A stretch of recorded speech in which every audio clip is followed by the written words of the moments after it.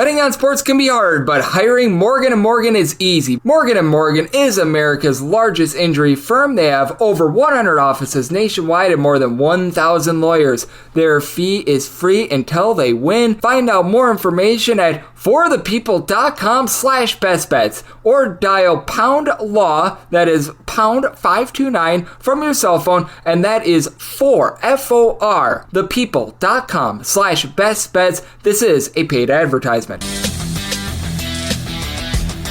warmer from the low, welcome to lovely Las Vegas for Coast to Coast Hoops with myself, Greg Hoops Peterson, now part of the VSiN Family Podcast. We've got an excellent podcast for you. As joining me in segment number 2 is going to be Mike Randle, who does such a great job over at FTN Network, FTN Bets, taking a look at all things with regards to college basketball, football, and so much more. We have to ask him about the shift now to conference play. Is there ways that he plays non-conference games versus conference games? Some of the angles that he takes a look at with these teams playing their first or second games off a break as well. I do think that there can be some advantages when it comes to playing underdogs. We certainly saw that on Saturday, so we're going to be discussing that. We're going to discuss a little bit about the Mountain West as well, because that caught both of our attentions on Saturday, so we're going to be diving in there and talking about so many other things. And then in the final segment, going to get you guys picks and analysis on every game on the betting board for this college basketball Sunday as we hit some bank shots. If you have a question, comment, segment idea, what have you for this podcast, you have one of two ways we'll fire those in. First one is my Twitter/X timeline at GNN_81. Keep in mind, letters EM, they mean does not matter. So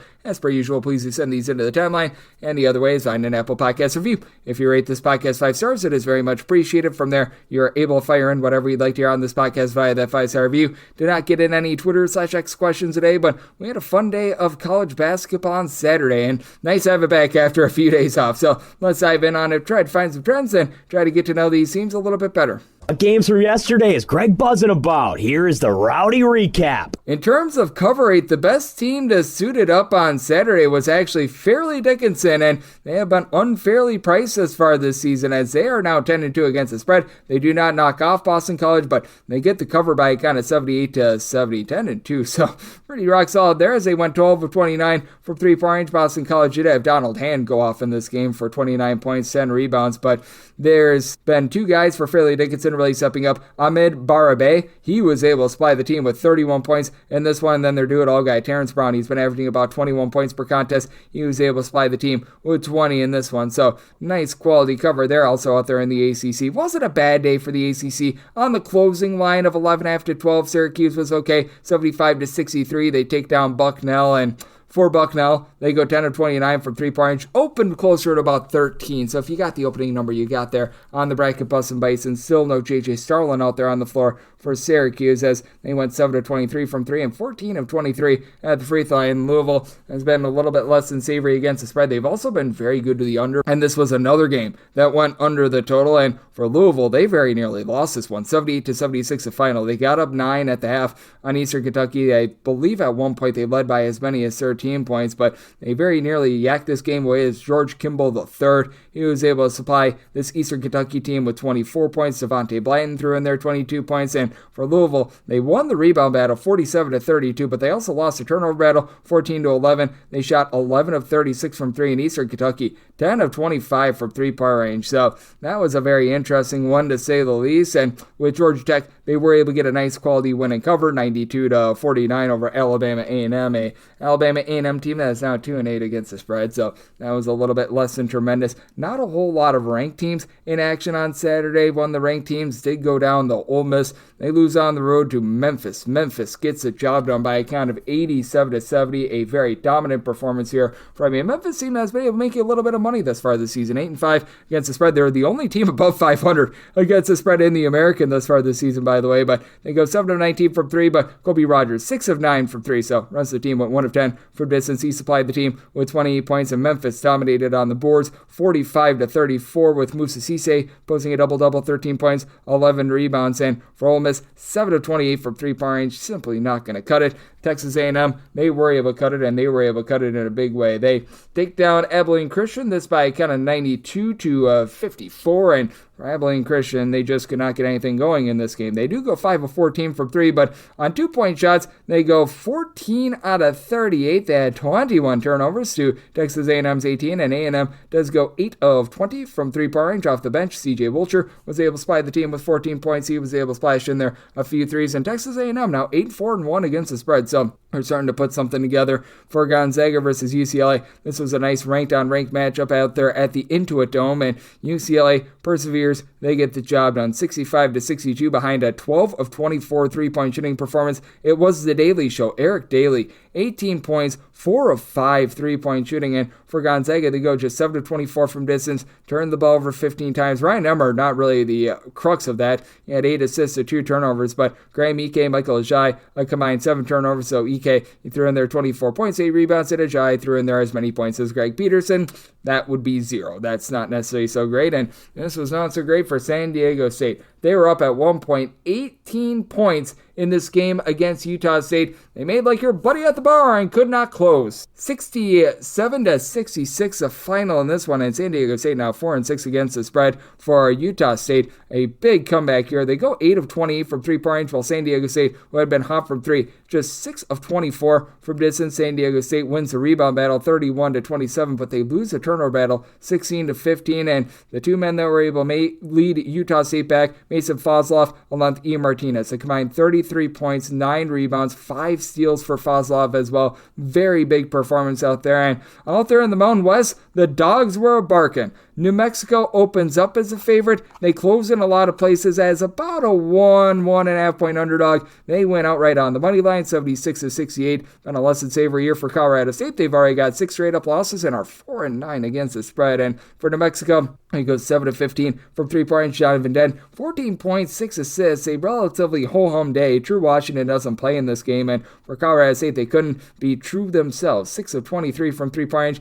and 17 turnovers in this game. That was not great. Boise State, they're now 4-8 against the spread, and San Jose State, they don't win the game outright, but they cover as about closing line, 8.5 point underdogs, 73-71 the final in this one. San Jose State now 9-3 against the spread, so they've been making you some good coin. For Boise State, they've had a tough time shooting from 3, not bad in this one, 7-21 from the outside. Tyson Dagenhart, who really has not been able to get out of neutral from 3, went 4 of 9 from 3, so good sign there for Boise State. He supplied the team with 26 points, but San Jose State, despite losing the rebound battle 38-26, they hold in there because they win the turnover battle 12-7, and Josh Uduje was able to supply the team with 22 big points in this one, so nice cover there. You saw Fresno State be able to get within the number against UNLV, 87-77, and UNLV now 3-8-1 against the spread. It has been a less than savory season for them, and UNLV at 1 point got up 23 points in this game, but Fresno has been cold from 3-point range, and you want to be gauging some of these teams that are cold from 3 because typically a little bit of positivity is doing for them. They go 13 of 29 from 3 with Jasir Tremble being able to come off the bench. He supplied the team with 19 points. You did have Dedrin Thomas be able to supply UNLV with 21 points, but that's a nice quality cover out there for Fresno State, a nice quality cover for Wyoming, and not only that, they win the game outright on the money line. They're now 8-3-1 against the spread.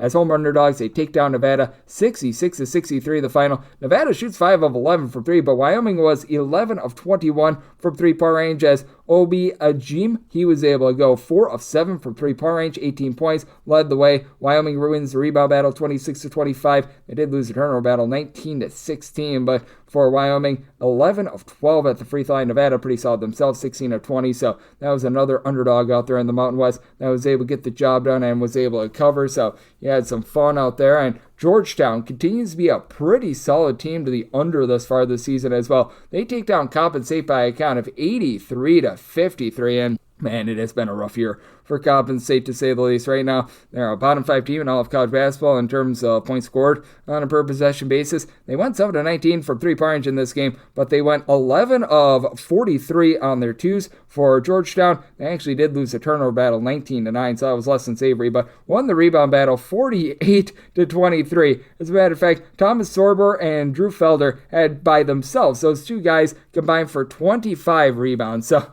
that was pretty earth-shattering, and that was pretty eye-opening, to say the least. By the way, getting back to Utah State, one of your better under teams at all of college basketball right now. They have played 8 unders, 3 unders, and just 1 push thus far this season, so that's been a way to be able to extract a little bit of value on them. And then if you're looking at top over teams in all of college basketball, we didn't have a ton of them in action on Saturday. One team that has been able to make you a little bit of money to the over, ironically enough, is San Jose State. Now 8 overs, 3 unders, and a push for them this far this season. But you also saw some intrigue in the late window. San Francisco has not really been demonstrative to the over or the under, but they've just been playing really good defense. 70-55. They get the win. They get the cover against Loyola Marymount. 11-34 from 3 for San Francisco. Just 3 of 19 for the Mount. Loyola Marymount loses a rebound battle 44-36 as Malik Thomas was able to go off for San Francisco. He supplied the team with 19 points. And St. Mary's just has not been the same team that they have been in past years. Unable to cover the North, a 20-point spread against Pacific, 70-60 being the final in that one.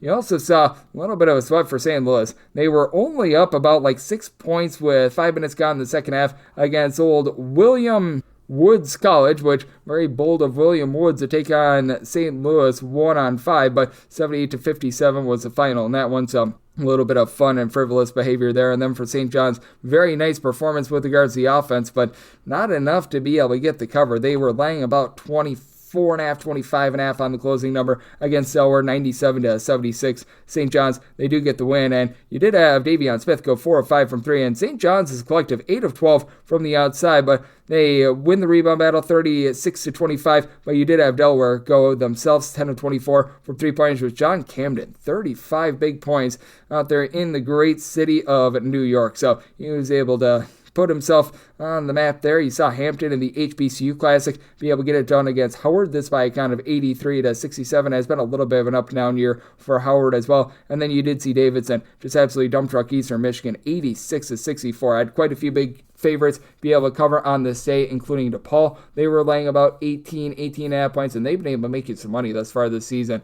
They win 84-65 for DePaul. They're now 7-6 against the spread.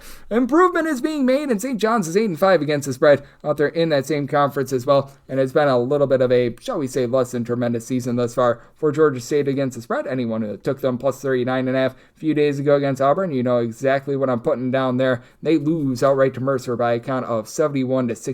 So we should have a lot of fun with regards to the Sun Belt. And if you're looking trend-wise at what we're getting in college basketball right now, we have been seeing quite a few overs over the last few weeks or so. Overall for the season, overs do lead unders, 1,026 overs, 1,003 unders, and overall for the season, it has been an underdog season. Dogs are hitting at about 51.3%, 1,040, 989, and 30 against the spread and over the last 7 days. I recognize it's not a large sample size, but 48, 33, and 2 against the spread for underdogs. Meanwhile, we've seen 42 overs, 40 unders, and a push along the way as well. So that's what we're seeing in college basketball right now, and that's what we all got on Saturday. Now let's talk about what we are getting this time of year, gauging conference play, non-conference play, and some good spots in general with our good friend Mike Randle, who does great work over at FDN Network and FDN Bets. That's Radio Arcus with myself, David Peterson, now a part of the Easton Family Podcast.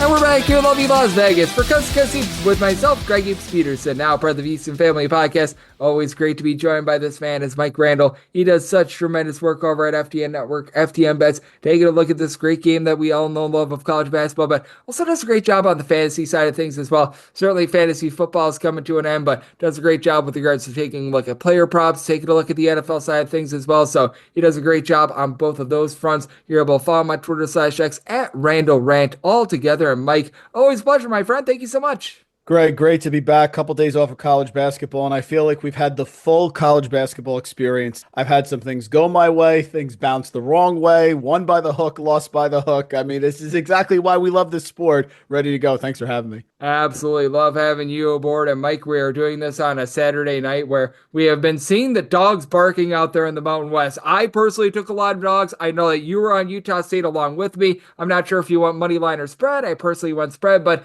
I just feel like when it comes to conference play, especially early on, these underdogs, much like we saw in the Mountain West on Saturday, are going to be very fruitful early on, especially with a lot of these teams coming off the holidays. You have to wonder what their motivation is coming out there, and I think that that's actually a really good equalizer here in late December, early January. 100%. The underdogs have been hitting for me. I took the points with Utah State. It didn't go money line. I was worried about not having the point guard, but I do think that way I'm looking at it now, specifically over the break, when you mention it all the time, Kids are away. It's vacation. Team like Columbia, who got me today because De La Rosa got hot, they hadn't played for 21 days against Fairfield, but they did cover the 10.5 late. But those are the teams I'm targeting. I'm defaulting to you have to give me an argument to take the favorite and lay the points because I just think there's rust. Classic example. Listen, I'm not laying 43 points with anyone in college basketball. Maryland, Eastern Shore, Maryland, a little bit of a rivalry. And you know how Maryland is. Sometimes they can struggle on offense. And that game was 20 points. Pretty much we had it the whole way. So I am with you. Mountain West especially. This is a really competitive conference. I remember years ago when Xavier Thames was with San Diego State, where that was the only team that made the tournament, the only team that was worthy of making the tournament. Mountain West is back. Great basketball. And the underdogs are very, very live. So I got burned. New Mexico, great win at Colorado State. I thought the True Washington injury was going to limit him a little bit and hurt them. It didn't at all. Great win for them. Yep, absolutely. That was one where, fortunately, that was probably one of the few where I was like, you know what, I'm going to side with New Mexico State on that one. Felt like the line movement was a little bit wrong, and I've been noticing it this year as well. We've seen quite a few of these, shall we say, West Coast stalwarts, like Colorado State is a good example of it. We're right now watching the St. Mary's versus Pacific game. St. Mary's doesn't look the same. There's just a lot of these mid-major teams this year. I mean, out there in your neck of the woods, you're in the northeast part of the country, Vermont, Colgate. It feels like there's been a lot of traditional really good mid-major teams that have taken a little bit of a fall off this year, and I feel like that hasn't been priced into the market the way that it should be. Yeah, it's a great call. Vermont is the big one for me. I realized it about 4 games in that they are not the same team. And the answer is when you look at John Becker, who I've always compared, I've interviewed him several times, sort of a mini Gonzaga. That's what I always thought they were. And they are killing themselves with the turnovers. They don't have the same type of team. They're giving back leads. They're not making free throws. So you're right. I think that the market is still pricing them as they traditionally are.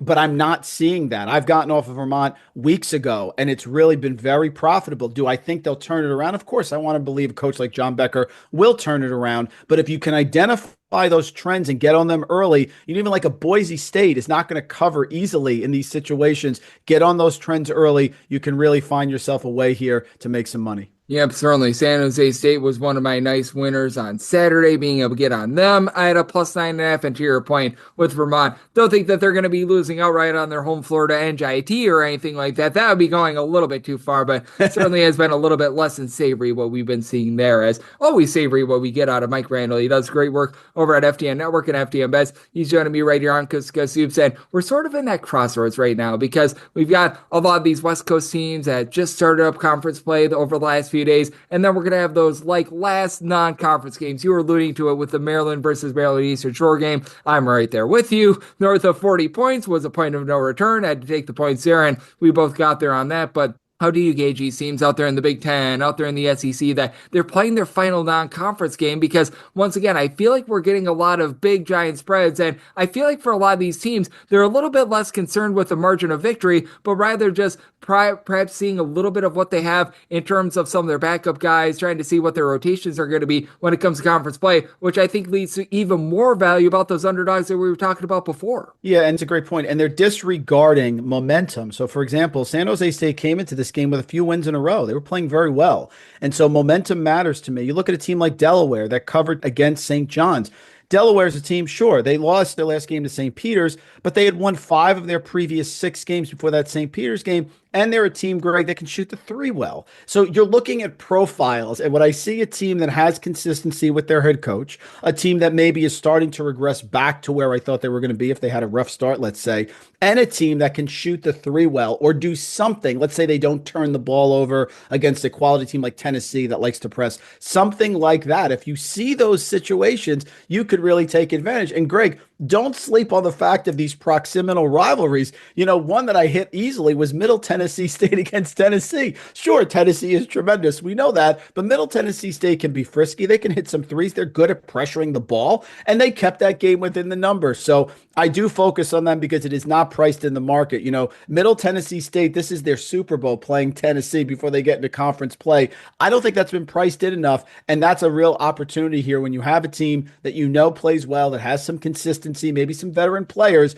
and the 3-pointer you know is the great equalizer. So all I was hoping for Maryland Eastern Shore Day is somebody hit a couple threes early on. I thought we were set to go, and it worked out in our favor. I think that that's actually true, Prong, as well, because I totally agree with you on that point in terms of these regional rivalries when you're that mid-major team, like whenever you see UW Milwaukee versus Wisconsin, for example. Since I'm a Wisconsin guy, I typically lean a little bit more to Milwaukee, but I also think additionally, and these are going to be drying out in terms of spots that we get in this situation a little bit more with non-conference play starting to come to an end, but how much do you want to take a look at the team after that big rivalry game and perhaps fade them a little bit more as well? Because I notice that these teams in these regional rivalries, in these interstate games, they put everything that they have into that game, and then it just feels like they're a little bit flat in the next game as well. Yeah, they are, especially if there's a look-ahead game. A lot of times these games today, the last few games that we've seen, these are prime opportunities because it is the game before their starting conference play. Or, Greg, in some situations, they've played, one or two games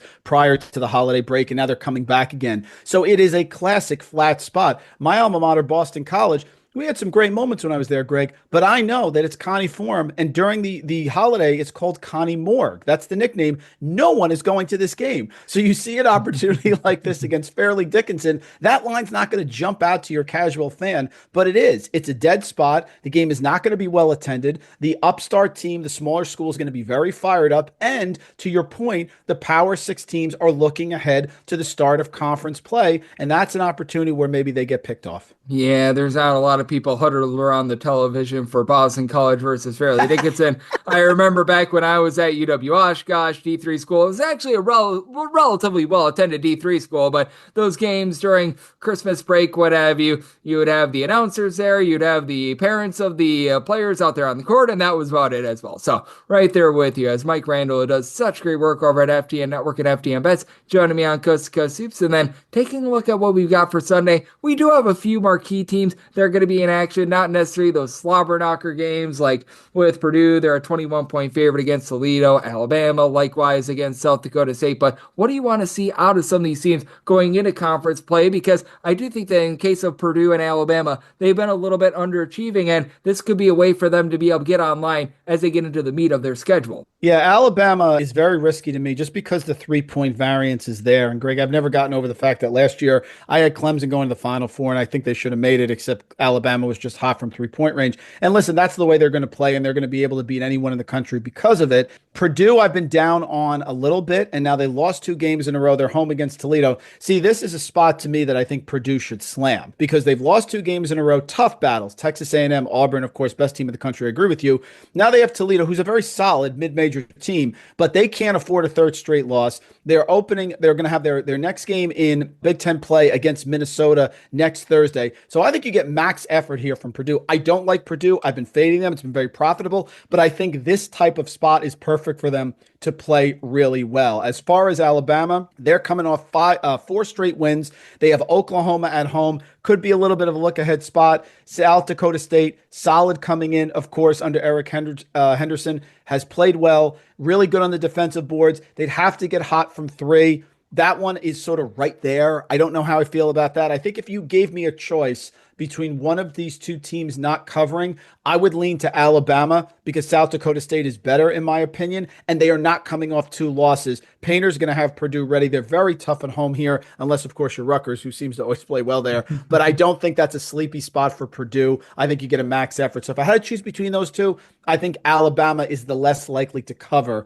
than Purdue. Yeah, and I don't know about you, but this Toledo team just seems completely different as well because they're a team that you talk about Alabama living and dying by 3. That's been Toledo for the longest of time, and Toledo just doesn't seem to have the same 3-point shooters that they've had in the past. I look at the MAC in general, and I think that that's going to be a really fascinating conference because we've seen a team like an Akron take a complete 180 in terms of their defensive style. They're now playing super up-tempo, and I think that the MAC might be one of the more difficult conferences to gauge this season. It is. And then going into next year, of course, UMass joins, right? So yes. It's going to be changing a lot. But those sort of teams, Greg, really have good value. Of course, they're going to get into conference play now, so the value goes away. But those are the type of teams that we always love to play, especially in the first round of the NCAA tournament, because we know how live they can be. We know their style is going to be very feast or famine. You're going to get max effort on the defensive end, and they're going to usually shoot a lot of threes. So I agree. They're kind of not up to their normal snuff, but I think by the time you get to the end of the season, whoever comes out of that conference is going to be very live in March Madness. No question about it. And Mike, this is a little bit more of a general question, not necessarily just predicated on the teams that we're we're seeing this weekend, but are there a few teams over the last few weeks that you're just starting to feel a little bit more bullish/bearish on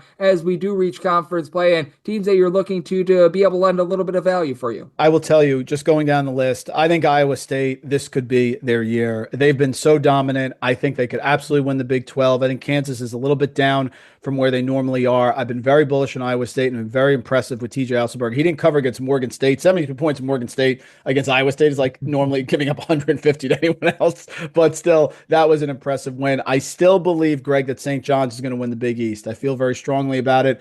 I think they're going to beat UConn when it matters. Now they have to beat Creighton away, which is a different team, no Pop Isaacs, but they should be able to get off to a good start here. They already beat DePaul, they beat Providence, no Bryce Hopkins, I get it, but they should win away at Creighton. They should beat Butler at home. That would move them to 4-0. They have a chance to be really, really good. And if you want a team that's off the radar, that's sort of down the list a little bit that maybe people aren't talking about, that I think can be very good, I'd be curious. Liberty is always a team that matches up very well with big-time schools. They are 12-1, and the only loss was to Florida Atlantic, who plays that frenetic pace. But this team under Richie McKay is going to get better here in Conference USA. And if they can find a way to get that automatic bid, this team is very solid. This team is a veteran team. They have 51% of their minutes returning from last year.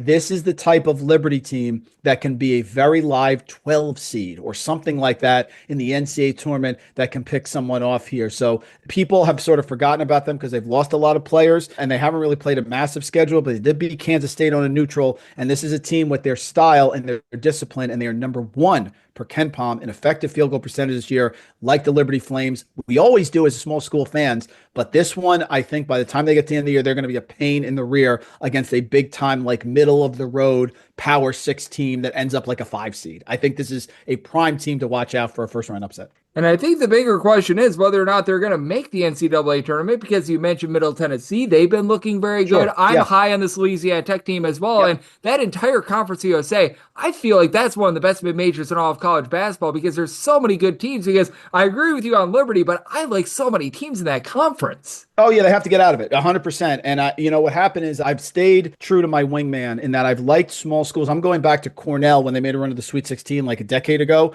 Sometimes I get caught up in, wow, it's a really tough matchup, or it's a really tough conference, etc.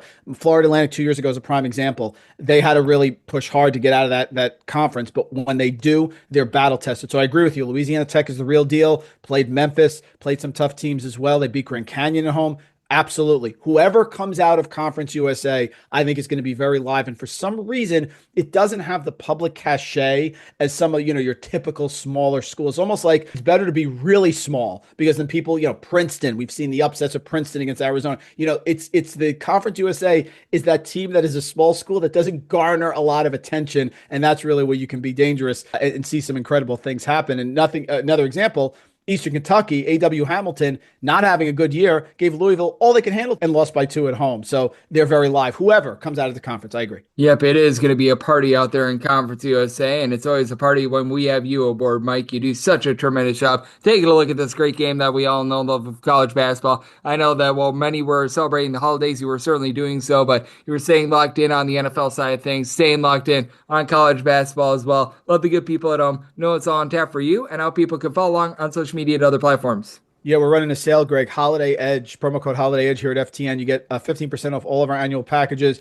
Our NBA charting is incredible. We're working with NBA teams now. NFL charting, absolutely fantastic. Fantasy, all the great stuff. Daily as well. Our guy, Two Gun, won a $300,000 in the DraftKings final. So he's won $5 million now and has done a great job, $300,000. So come join us here. Hop in the Discord. You get all the great stuff from Greg. Come on over. We have some fun. And the college basketball show, Tuesday, Thursday, Saturday mornings. We do it on the YouTube channel for FTN. So for the numbers, thanks so much for having me. And Mike does a tremendous job looking at so many different things, whether that be the NFL, NBA, college basketball, you name it, he does it. And every single time he joins this podcast, lends such great insight. So big thanks to Mike for joining me on Coast to Coast Hoops, now part of the VSiN family podcast. And coming up next, it is that time of the podcast. They give you picks and analysis on every game on the betting board for this college basketball Sunday as we hit some bank shots.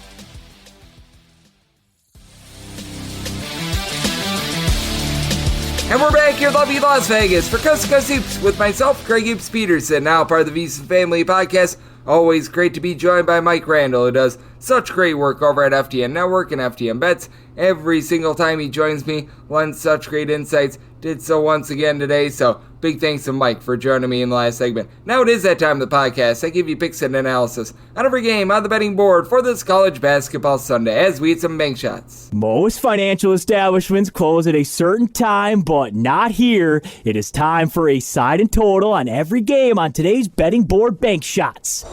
Do note that as per usual, any changes that are made to these plays will be listed up on my Twitter/X feed at GNN_41. We're going to be going in Las Vegas rotation order. This is where we go with the games on the normal Las Vegas rotation first, and then the extra games. These involve teams from these conferences: the Southland, the MEAC, the SWAC, the America East, the Patriot League, the Big South, the Atlantic Sun. If I haven't said so already, the Northeast Conference. Those are going to be the games listed at the bottom, so that'll keep things all nice, clean, and easy. So how about if we do get things started with 6:45, 6:46 on the betting board. It is Indiana State. They're on the road facing off against Ohio State. The Ohio State University, a 17 to a 17.5 point favorite. Total on this game is between 160 to 161. Semi-line at 17. Now that we're getting to a 17.5, that'll begin to be my buy point on Indiana State. For Indiana State, a very much less than savory start to the season, but I feel like you can almost say the same thing for Ohio State. Now, good news for Ohio State, they're getting back Aaron Bradshaw. He was out there just before Christmas. Guy that is 7'1" and has a lot of upside, albeit it's been a little bit tumultuous for him in his college basketball career, but he's got a lot of upside there. They're currently without Michi Johnson, which certainly does hurt this backcourt, but Bruce Thornton has been able to give you 4.5 plus assists per contest. He's been able to supply the team with 15 plus points per game, and how about what you've been able to get out of this freshman class for Iowa State, as well as right now you've got John Mobley, who's shooting north of 48% from three-point range. He's been able to supply the team with 12.5 points per contest. Devin Royal down low has been able to give you about 8 rebounds per game. And for Indiana State, the big key for this team, they've got to clean up those turnovers. They've been turning the ball over about 15 times per contest, but they do shoot about 36.5% from three-point range, with the Presbyterian transfer in Samaje Teal being able to supply the team with 17.5 points, 4.5 assists, and then while this team does not have anyone that matches up with Devin Royal, you do have Marcus Harding, who does stand 6'10". He's been able to give the team about 5 boards. He's got some versatility, shooting in the low to mid-30s from three-point range. It's been a little bit rough without Aaron Gray being in the lineup, but they just got him back for the last game prior to going on Christmas break at 6'7", someone that a few seasons ago when he was over at Niagara was a starter that averaged about 12.5 points. At 6'7", he's capable of being able to pop it from three-point range. That's going to be a massive upgrade for this team. It is still an Indiana State team that's a little bit of a work in progress, but you tell that with every passing game, felt like they were getting better and better. They have gotten to at least 80 points, and now each of their last 5 games, and this is an Ohio State team that they themselves have scored 80-plus points in 3 of their last 4 games. The only exception was that game against Auburn. Do fear that this is going to be a little bit of a flat spot after that massive win over Kentucky for Ohio State as well, albeit that was before Christmas, but did set my line at 17.5 plus. Won't take this points with Indiana State. For the total, I do think that you get a high-scoring game, but I do think that 160 to 161 just a skoge too far, as I made my total more of a 159 Ohio State, a little bit closer to a mid-tempo team. So in on the under, and I'm in on those points with Indiana State at 17.5 plus, 647, 648. This will be a game right up. Iona plays us to Harvard. The Smart Kids of Harvard are a 3.5 point underdog. Total on this game is 140, and semi-total 134.5. I'm going to be riding up the under. For Iona, they're playing games that just have a lot of wasted possessions. They are 359th in the country in terms of turnovers on a per possession basis on offense, but then on defense, they're a top 10 team at being able to generate turnovers as well, and they go up against a Harvard team as right now outside the top 280 in terms of points scored on a per possession basis. Robert Hitton, well, he's been hitting it pretty hard. He's been able to give the team 15 points, not necessarily shooting it well from three-point range at about 24%, but generates for the team about a steal per contest. Dealing with the injury to Lewis Lesman has been hurting them quite a bit as well, but should be good to go in this one. He missed the first 5 or so games of the season. Since he's returned, he's been able to give the team about 9 points per contest, but again, shooting 25.5% from three-point range. Like, really, out of your top 7 scorers, you've got 2 guys shooting above 30.5% from three-point range for this Harvard unit. That's a big issue for them. Meanwhile, you've got an Iona team that has had DeJure Reeves be able to supply the team with 16 points, right around about 5 boards, a little bit over 2 steals per contest. Like what I'm seeing there, but the team as a whole, they shoot 30.5% from three-point range. They also shoot 64.5% at the free throw line as well. Not like this Harvard team is super duper up-tempo in their own right as well. For Iona, they've been lacking a little bit of something down low with Clarence Rupert being in and out of the lineup due to injury, but should be good to go in this one. Played in their most recent game against Colgate after dealing with ailments towards the beginning part of the season. That's going to be big for them because along with the 6'8" size, also does give the team about a pair of assists per contest as well. That takes the onus off of Adam Najee, who as a freshman has stepped in. He's been able to give the team a little bit over 3 assists per contest, but you can tell still finding his way as a primary guard in this offense as well. Certainly has been rough going for the start of the season for Iona, but it's also been really rough for this Harvard team who's been relying upon Chandler Piggy for a little bit of everything. 12.5 points, 8 boards, 2.5 assists.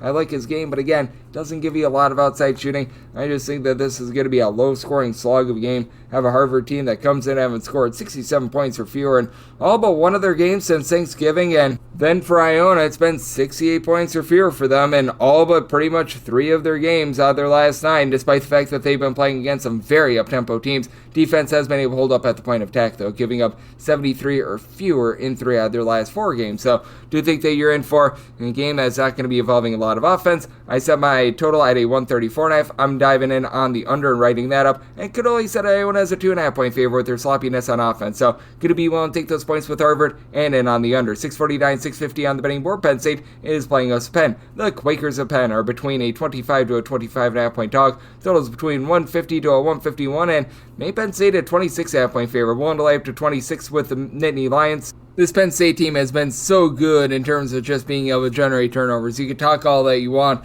about them playing up-tempo, them being able to pop it from three-point range with guys like Keith Baldwin and company, but this team is in the top 15 in all of college basketball in terms of turnovers forced on a per-possession basis, and this has just been a Penn team that has not been very good at being able to execute on offense outside the top 3 in terms of points scored on a per-possession basis, shooting less than 39% from the floor and 29.5% from three-point range. Ethan Roberts, the transfer from Army, has been great. 36% three-point shooter, 16.5 points, 2.5 assists per game. And Nick Spinoza, very versatile, do-it-all guy, 7 boards, 13 points, 3.5 assists per game. But outside of those 2 main guys, you just don't have a lot of help for this team. Been able to get about 4 points per contest out of George Smith, who shot it well from 3, but he has seen a dip in scoring for about the 3rd straight year, so that's been a bit of an issue. And then the real difference maker for Penn State, unlike last year where they just had absolutely nothing down low, you bring in Yannick Korn-Niederhauser, who he was over at Northern Illinois last season. He's been able to supply the team with 13 points, 6 boards, nearly 2 blocks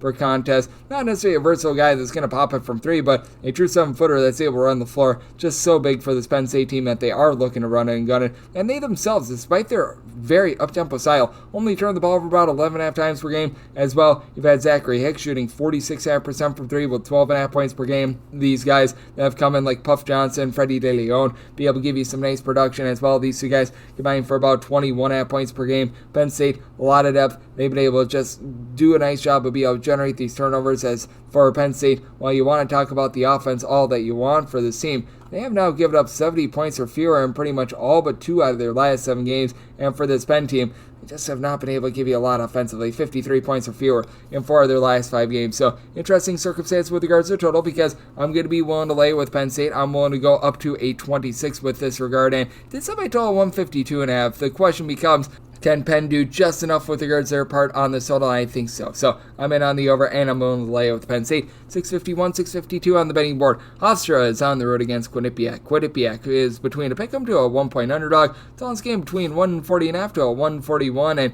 I said Quinnipiac is a 1.5 point favorite. I'm going to be willing to take them on the money line / as a pick'em for Quinnipiac. Being able to get Savion Lewis back, I think, is so big, because if you look at Quinnipiac right now, it's been a less than savory season for them. They have really fallen behind with that regard, but much of it has been without their main point guard being out there in the lineup. You've been able to have Armani Moore be able to give you more. He's supplying the team with 14 points, 7 boards, nearly 3 steals per contest, but it's also a Quinnipiac team that's shooting 26% from 3-point range. Certainly, this is a team that's taken a little bit of fall from last season, but I think that they're better than what they've shown thus far. For Savion Lewis, missed 3 or 4 games earlier this season, but he's still giving out 5.5 assists to 3 turnovers per game ever since he's been able to return. He's been able to do a nice job, being able to give this team some good, clean offense in the last 3 games that he's played. He's only given out a combined 6 turnovers while being able to have 15 assists in those games, so he's done a nice job being able to give it out to some of these guys that are able to pop it from 3-point range, like a Caden Bennett, who's been able to give you about 11 points, 4 boards per contest. Does need to work on that 31%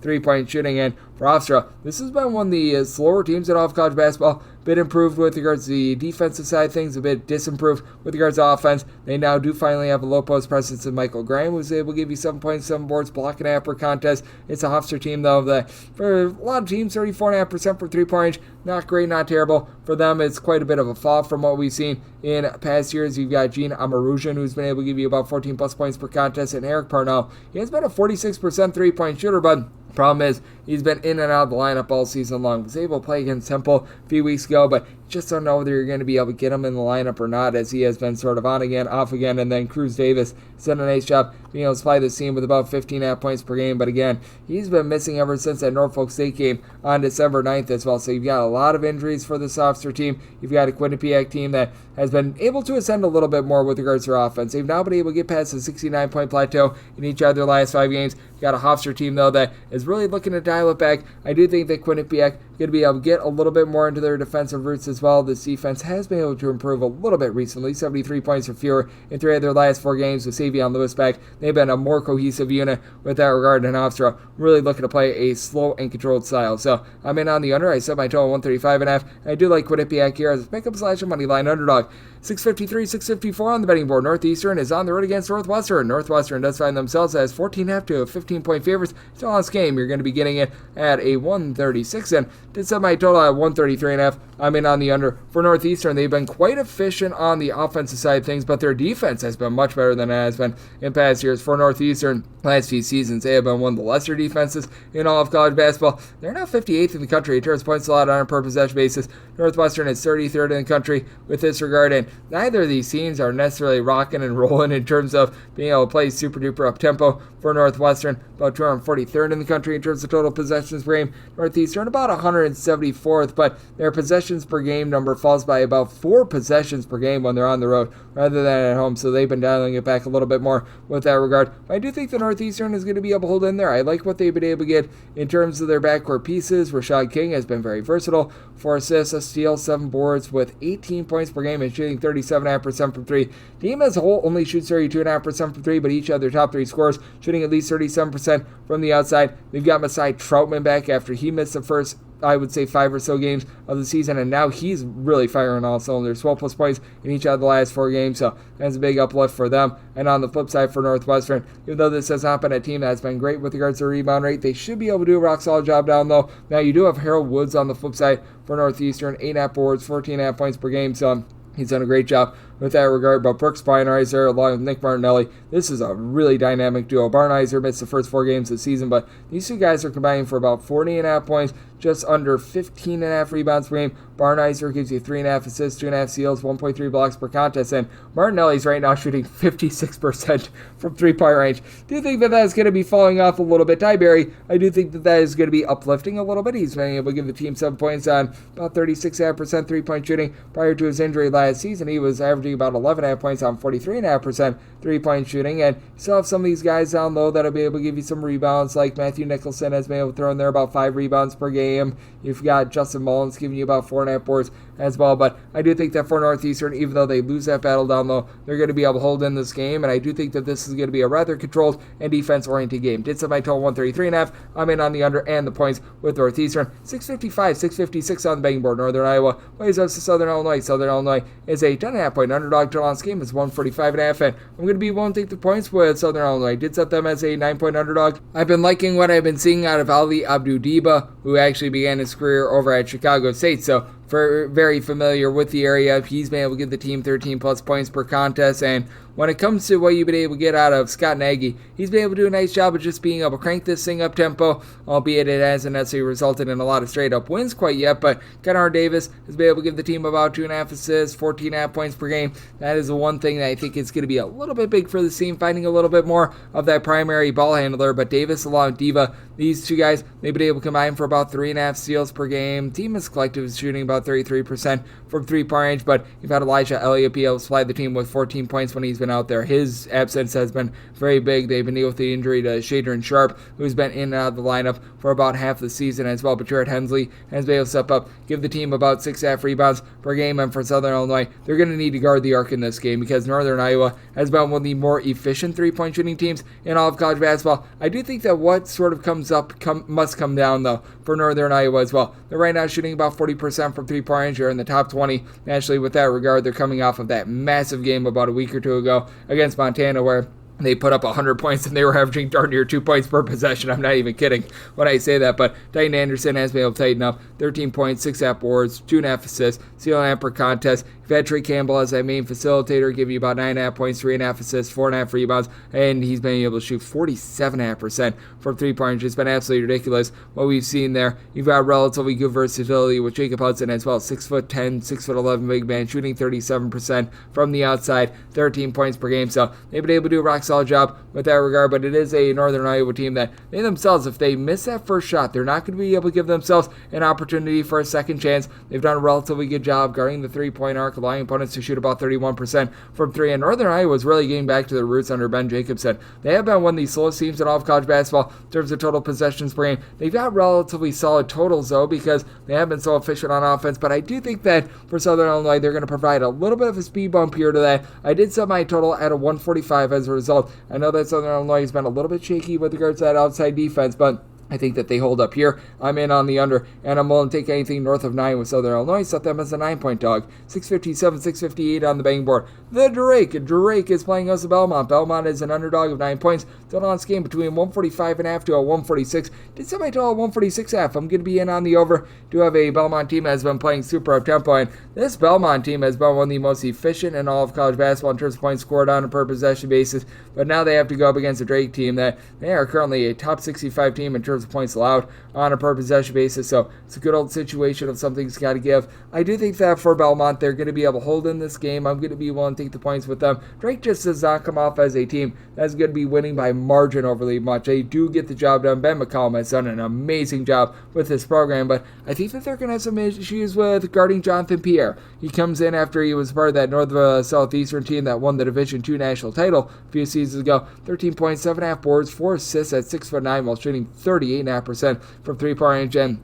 for Belmont as a whole, they shoot 38.5% from three-point range. Each other top 4 scorers shooting at least 36.5% from three-point range. Isaiah Walker has done a nice job giving you 3 assists, 5.5 rebounds, 13 points per game. Now, down low is really where you're able to really sully this team for Belmont, as they've not necessarily been able to pull in there a lot of second chances or anything like that. And this Drake team has been one of the best teams in all of college basketball at being able to generate turnovers. For Belmont, not too bad at being able to hold on to the ball, so I don't think that that's going to be overly much of an issue. But Drake, in terms of turnovers forced on a per possession basis, currently a team that's ranking in the top 35 in all of college basketball, with Bennett Sturts doing it all for the team. 17.5 points, throwing in there right around about 4 boards, 6 assists, 2.5 steals per game. Doesn't necessarily shoot it well from three-point range, but that's why you've got Mitch Mascari, who's shooting 49.5% from three-point range with his 12.5 points per game. Cam Maniwu has thrown in their 7 boards and a block per contest as well. This is a relatively deep Drake team that they're willing to go about 9 or so deep in terms of all 9 of those guys, seeing at least 11.5 minutes per game.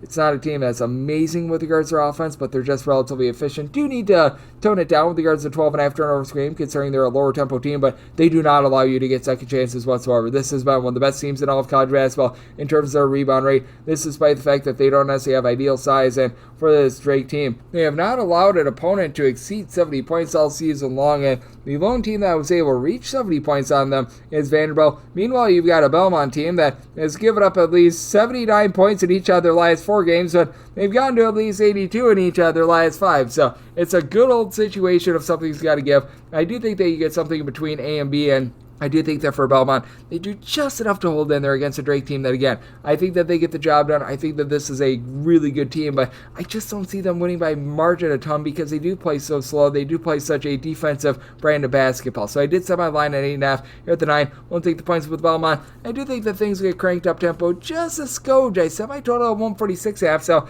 I'm in on the over at a 145.5 to a 146. 659, 660 on the betting board. Another game, though, right up as Northern Kentucky's on the road against Robert Morris. Morris. Robert Morris is an underdog of 2 points. Totals between 134.5 to 135. I like Robert Morris on the money line. I did set them as a 3.5 point underdog for Northern Kentucky going into the day on Saturday. Outside the top 280 in terms of points scored on a per possession basis. Now, I like what they're able to get out of Sam Vincent in the backcourt. Not necessarily like an explosive score or anything like that, but does a good job of stuffing the stat sheet. He's been able to give the team 12 points, 4.5 boards, 4.5 assists, 2.3 steals per game, but he did miss a game or two just before Christmas. I think they should be all good to go here, but that is something to be a little bit cautious of for Northern Kentucky. They also, I think, is going to get outgunned on the boards. They're about 250th in the country in terms of rebound rate. Trey Robinson, about 6.5 rebounds, 15 points per game, shooting in the mid-30s from three-point range at 6'7", so nice versatility there. But Robert Morris, a top 55 team in the country with rebound percentage, and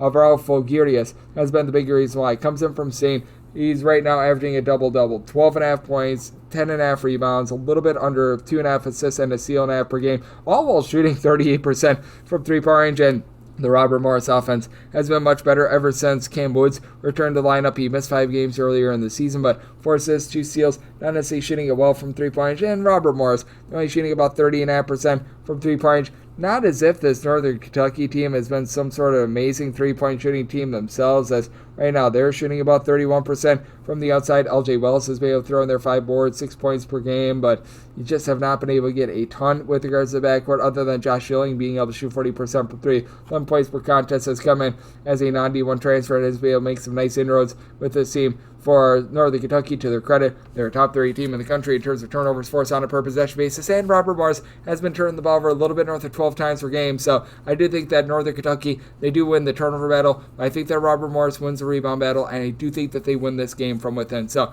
I'm going to be writing up Robert Morris. I personally took them on the money line, and with regards to the total, set mine at 133.5. I think that you're in for a slog. Both of these teams well outside the top 225 in terms of total possessions per game, and having a tough time on offense. So I'm going to be in on the under, and I'm going to be willing to take Robert Morris on the money line. 661, 662 on the betting board. Youngstown St plays host to Detroit. Detroit, an underdog of 14.5 points. Totals between 136.5 to a 137, and I'm going to be in on the over. I did set my total at a 139, and I've yet to write this up, but when it's all said and done, I might write this up. I'm going to be willing to take the points with Detroit. I set them as a 9-point underdog, and I do like what I'm seeing out of Coach Monty over there with Detroit. He's been able to find Orlando Lovejoy as a nice do-it-all sort of player. 14.5 points, 4 boards, 4.5 assists, not shooting a ball from three-point range, and there have been a few injuries for this Detroit team that have hampered them a little bit. Mac Van Seal, when he went down with an injury, he was able to supply the team with about 38% three-point shooting and 13.5 points per game, so that's been a big loss for them. Emmanuel Kuatz, he has been in and out of the lineup, and he's probably going to be out once again. He's been able to supply the team with 9 points, shooting 39% from three-point range, but everything that they've lost in the backcourt has led to them relying upon their freshman and Grant Grodznik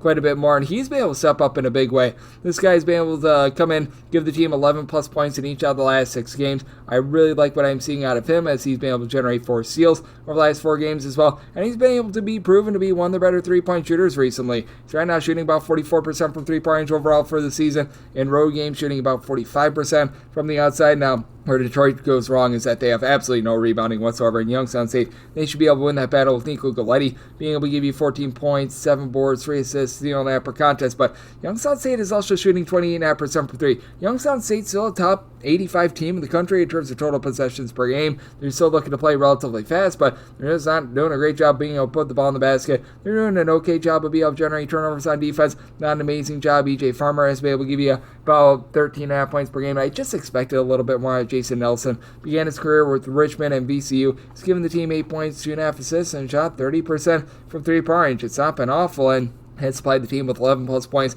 in 4 of the last 5 games, but just expected it to be a little bit more. And then you've got someone like Gabe Dines, who stands 7'3". He gives you a good size, and he's been able to give you north of 3 blocks per contest, but only giving you about 4.5 boards. A little bit of a liability on the offensive side of things as well. So interesting sort of ideal here, because Detroit, they've been held down recently. They have scored 60 points or fewer in each of the last 3 games. Defense has been stepping up to the plate just a little bit more, and for this Youngstown State team, to their credit, they have been able to get past the 72 32-point plateau in 4 of their last 5 games, but I do think that Detroit going to be able to hold in there in this game, so I'm going to be willing to take the points with Detroit, and with the total set mine at a 139. I do think that Youngstown St going to start to crank it up tempo, and I do feel like Detroit, through all the injuries, has started to find their bearings a little bit more on offense. So in on the over and the points with Detroit, 663, 664 on the betting board. Temple, we give our to Lane Kiffin, go Owls. They play us a Buffalo. Buffalo is a 14.5 to a 15.5 point underdog. Total on this game is 149, and I'm going to be willing to lay it with Temple. I did set them as a favorite more around 19.5 points.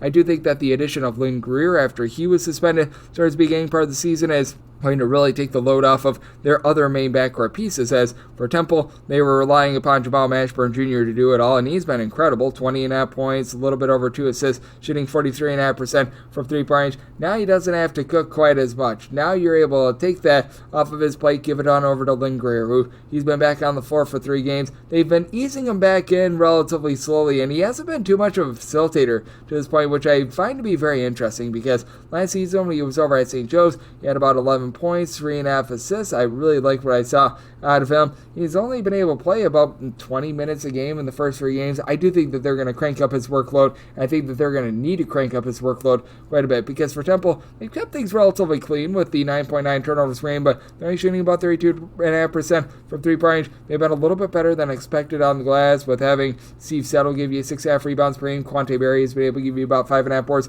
per contest as well, but for Buffalo, the name of the game for them has been sloppiness, because while Ty Dunn has been able to do a nice job, give you 12 points, 5 boards, 5.5 assists, 2 steals per game.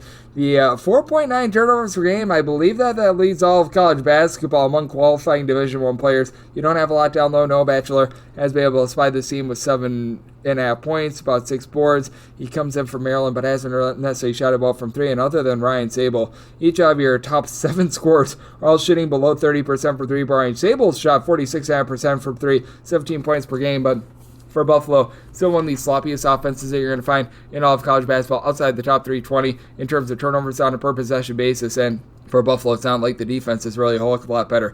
316th in the country in terms of points allowed on a per possession basis. And for all the warts that Temple has had this far this season, they've been a top 150 team in terms of points allowed on a per possession basis. Do think that you get a little bit more of an up and down game. Did set my total at a 147.5, as I do think that Greer is going to be stepping back into a little bit of a bigger role with this offense, but additionally his defense should be a lot up. But I just don't think that Buffalo does their part with this total. So I'm in on the under, and I'm going to be willing to lay with Temple. Go Owls, 665, 666 on the betting board. Alabama plays us to South Dakota State. South Dakota State is a 21-point underdog, and your total on this game between 167 to a 167.5. Set my line at 20.5. Here are 21. That is my buy point on South Dakota State. South Dakota State, not the same 3-point shooting team that they've been in past years, but they've been able to do a nice job being able to feature Oscar Clough down low, who is a top 8 player in all of college basketball in terms of rebounds per game, 16.5 points, 10.5 rebounds per game. He's been able to also dole out about 2.5 assists per contest as well. He's made the only 3 that he's taken this far this season, but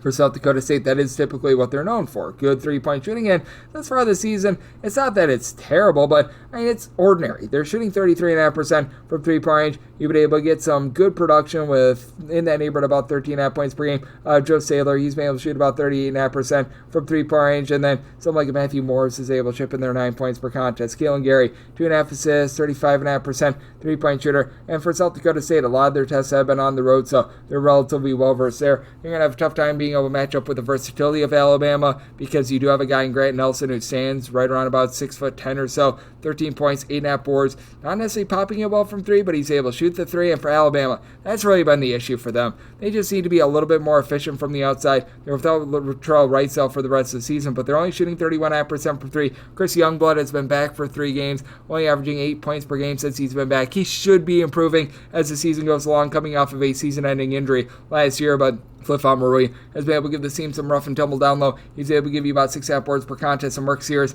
You just expected a little bit more out of him. Not to say that 18 points on mid-33 point shooting is bad or anything like that, but last year he was giving you 21 plus points per contest, shooting north of 40% from 3-point range. And Alabama, to their credit, they're much better on defense, top 100 team in the country in terms of points allowed on a per possession basis, and they're giving up darn near 23 points per 100 possessions fewer when they're at home rather than on the road. But this is also a South Dakota State team that they've been a little bit improved with their defense as well. they're now a top 150 team in terms of points allowed on a per possession basis. So even though I do think that this is going to be a rather up and down game, that's just the way that Alabama plays. I'm in on the under, set by total 164.5, and with South Dakota State holding up down low, we'll take 21 plus with them. 667, 668 on the betting board. IU Indy is on the road against UW Milwaukee. Milwaukee, a double-figure favorite. You're going to be laying 16 to 16.5 with them. Total on this game between 150.5 to 151.5. Did some line at 15. I like what I'm seeing out of IU Indy. I'm going to be willing to take the points for this IU Indianapolis team. It's a whole bunch of Division II players that have come up to the D1 level, and they've been able to make some inroads here. Like Paul Zelinkis, he's been able to come up as a 6-6 combo player,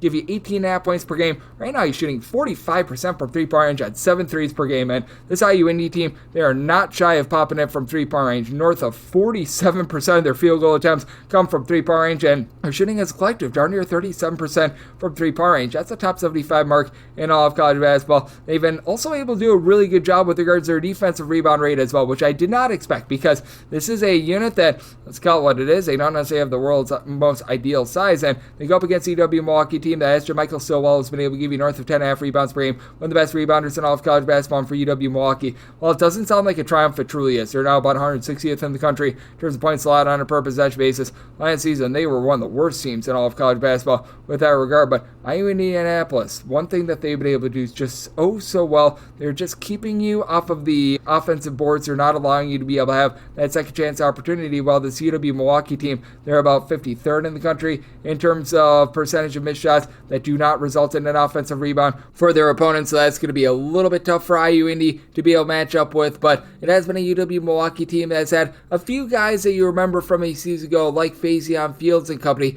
deal with a little bit of an injury. Now, famous folks has been able to give the team north of 4.5 assists per game. That has been tremendous for UW Milwaukee, along with what Stillwell has been able to give you down low. And UW Milwaukee starting to straighten out a little bit in terms of turnovers, but 13.5 turnovers per game has been costly. And if this game does come down to free throws, then IU Indy is a team that they do fall a little bit more than what they'd like. And for this UW Milwaukee team, they've been a top 50 team in the country in terms of free throw attempts per game. They're only shooting about 65.5% of the free throw line. That is outside the top 320 nationally. So that is something that does have to give you quite a bit of pause in this game. Additionally, for IU Indy, they do have a guy that has been pretty rock solid down low. Has been able to supply the team 9 boards, 9.5 points per game, and Sean Craig doesn't necessarily have ideal size, but he's been able to be a nice stabilizer for the team. It's an IU Indy team that has been able to keep things relatively clean. 12 turnovers per game, shooting 77% at the free throw line. I look at this IU Indy team. If they're able to get off some three-point shots, they should be able to keep things relatively lively, as they're a team that, in terms of percentage of their points and shots that come from made threes, they're a top 75 team in all of college basketball. And this is a UW Milwaukee team that they allow opponents to shoot about 35%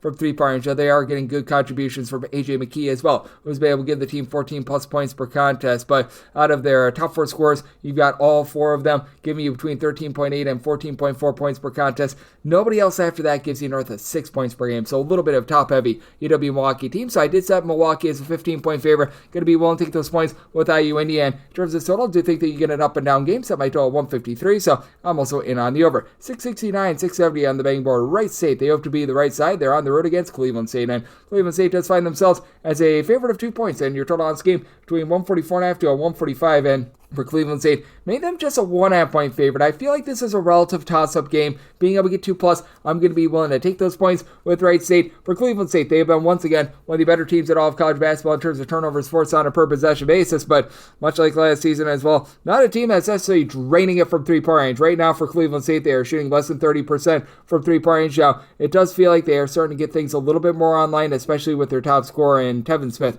who's been able to give you 14 points per contest. Last year, he was shooting in that neighborhood about 43.5% from three-point range, down to 22% this season, but had a 37-point sizzler in his last game against a D1 opponent in Oakland, so I was able to get things back online for them. But this is also a Cleveland State team that they face a Wright State opponent that has been one of the better teams at taking care of the ball, so their forte of being able to generate turnovers going to be a little bit neutralized here against the Wright State team that they're only turning the ball over 11 times per game. They're shooting 39% from three-point range, with having Brandon Noel be one of the better mid-major players in all of college basketball. 1.2 blocks, 19 points, 8 boards at 6'8". He's been able to shoot in the high 30s from three-point range, and Alex Hubergerste. I always say that last name incorrectly, but he's been able to shoot 45% from three. It's fine to see with 15 points, 3 assists per contest. I really like what I've been seeing out of him. Now, for this Wright State team, it's a little bit of a top-heavy team because outside that, you've really got one main contributor, giving you about 6 boards, 12 points per game, and Jack Dombia, who's saying 6'6", has a little bit of versatility, but not a guy that's really going to shoot a lot of threes. He's more of a defensive-oriented guy with being able to give you about a steal and a half per contest, but for Wright State, a little bit improved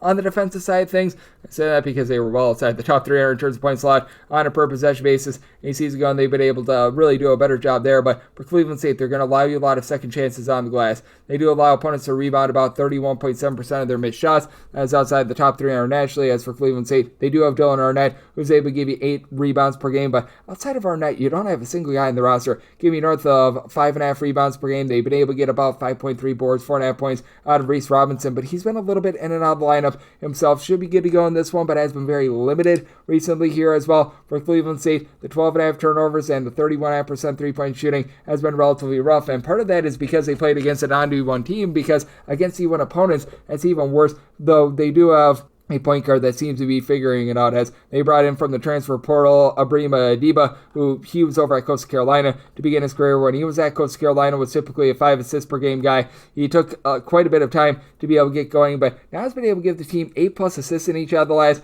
3 games, so he's been able to do a better job with that regard, and that should be able to help uplift the offense just a little bit here. I did still set my total at a 141.5. I do think the Cleveland State going to be looking to slow things down a little bit more, but being able to get 2+, going to be willing to take those points with Wright State to go along with the under. 671, 672 on the betting board. Bradley is playing against Valparaiso. Valpo is a underdog of 14 to 15 points. It's on this game between 150.5 to a 151, and for Bradley, I did set them as a favorite of 16.5 points. I'm going to be willing to lay the number. For Valparaiso, this offense has been able to rise up quite a bit more, which has been surprising because Isaiah Stafford was their top scorer from a season ago. He went down with an injury, and he has not been seen this far this season. I don't think that we're going to be seeing anything out of him this far this season, but that said, with his Valparaiso team, they just lack a lot in terms of perimeter defense, and that's an issue. Now, I don't think that Bradley is going to continue to shoot north of 44% from three-point range like they've been able to do this far this season. They are by far number 1 in all of college basketball, and there was not a single team in Division I basketball last year that shot above 41% from three-point range. That would be Kentucky, but this is also a Valparaiso team that, in terms of opponents' three-point shooting percentage, are right now clocking in 202nd in all of college basketball, allowing opponents on the road to shoot 36% from three-point range, so that's quite a bit of an issue. And then you do have a Bradley team that still does a pretty rock-solid job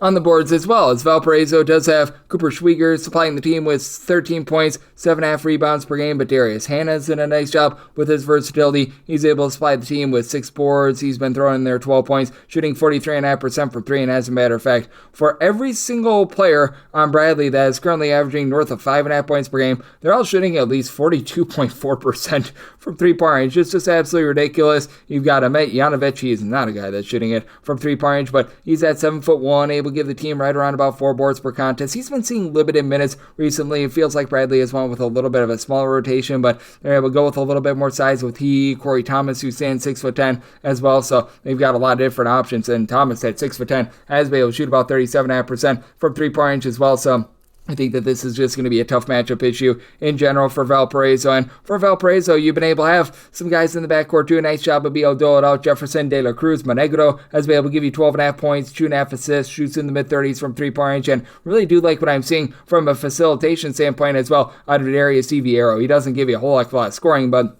4 points, 3.5 assists. For a team that only turns the ball over about 10 times per game, they shoot 80.5% at the free throw line, but I do think that Bradley stays smart. They are a team that doesn't necessarily foul a ton, and for Bradley, the defense has taken a little bit of a fall from past years, but still top 125 team in the country in terms of points allowed on a per possession basis. So this is a circumstance where I'm going to be in on the under. I set my total at 148.5, and with Bradley, want to lay up to 16 with them. 673, 674 on the betting board. Another game they'll right up as UIC is on the road against Illinois State. Illinois State, a 4.5 to a 5-point favorite, and total on this game, you're going to be finding it between 145 to 145.5, and I'm writing up the over. You got a UIC team that's in the top 35 nationally in terms of total possessions per game, and they're outside the top 330 in terms of opponents' three-point shooting percentage, and that's an issue against an Illinois State team that is presently a top 15 team in the country in terms of their three-point shooting percentage. And talk about just a complete 180 for this Illinois State team. They were a pretty anemic three-point shooting team a season ago, but Johnny Kinzinger has supplied the team with 14 points, 3.5 assists, a steal, and is shooting 43% from three-point range. You've gotten great production down low.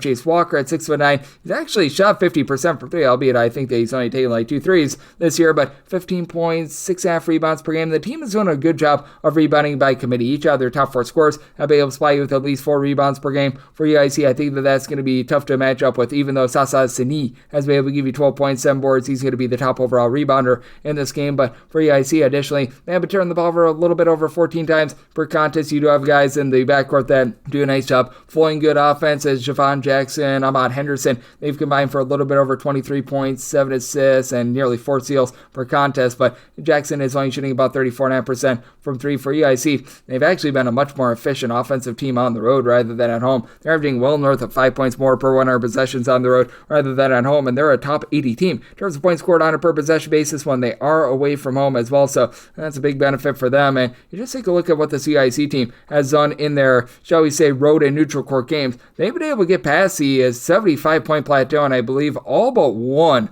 of their last 6 road games, and they've gotten to at least 74 points in all but one of their games in either a road or neutral court environment as well. Got an Illinois State team that's really cooking with their offense, 80-plus points in 4 of their last 5 games. So I do think they get a high-scoring expose. In the end, I do think that Illinois State just a little bit better at being able to take care of the ball, do the little things. So I did set them as a 6.5-point favorite. Willing to lay the number, and with regards right up in on the over, set my total 152.5. 675, 676 on the betting board. It is Missouri State on the road against Evansville. Evansville is a underdog of between 2.5 to 3 points, and so this game you're going to be clocking this one in anywhere between a 135 to a 135.5, and I am going to be willing to lay with Missouri State. I did set them as a 3.5-point favorite for Missouri State. They brought back Gonzo Martin, who was coaching for the team many years ago, and he's done a nice job with the junior college transfers that he's brought in. Des White is not one of those guys. He was over at Austin Peay last year, and when he was with the Governators, he was rock solid, but it's really taken the next step forward this year. 18 points, 2.5 assists, shooting 39% from three-point range, and this has been a solid rebounding team, even though they don't necessarily have tremendous size.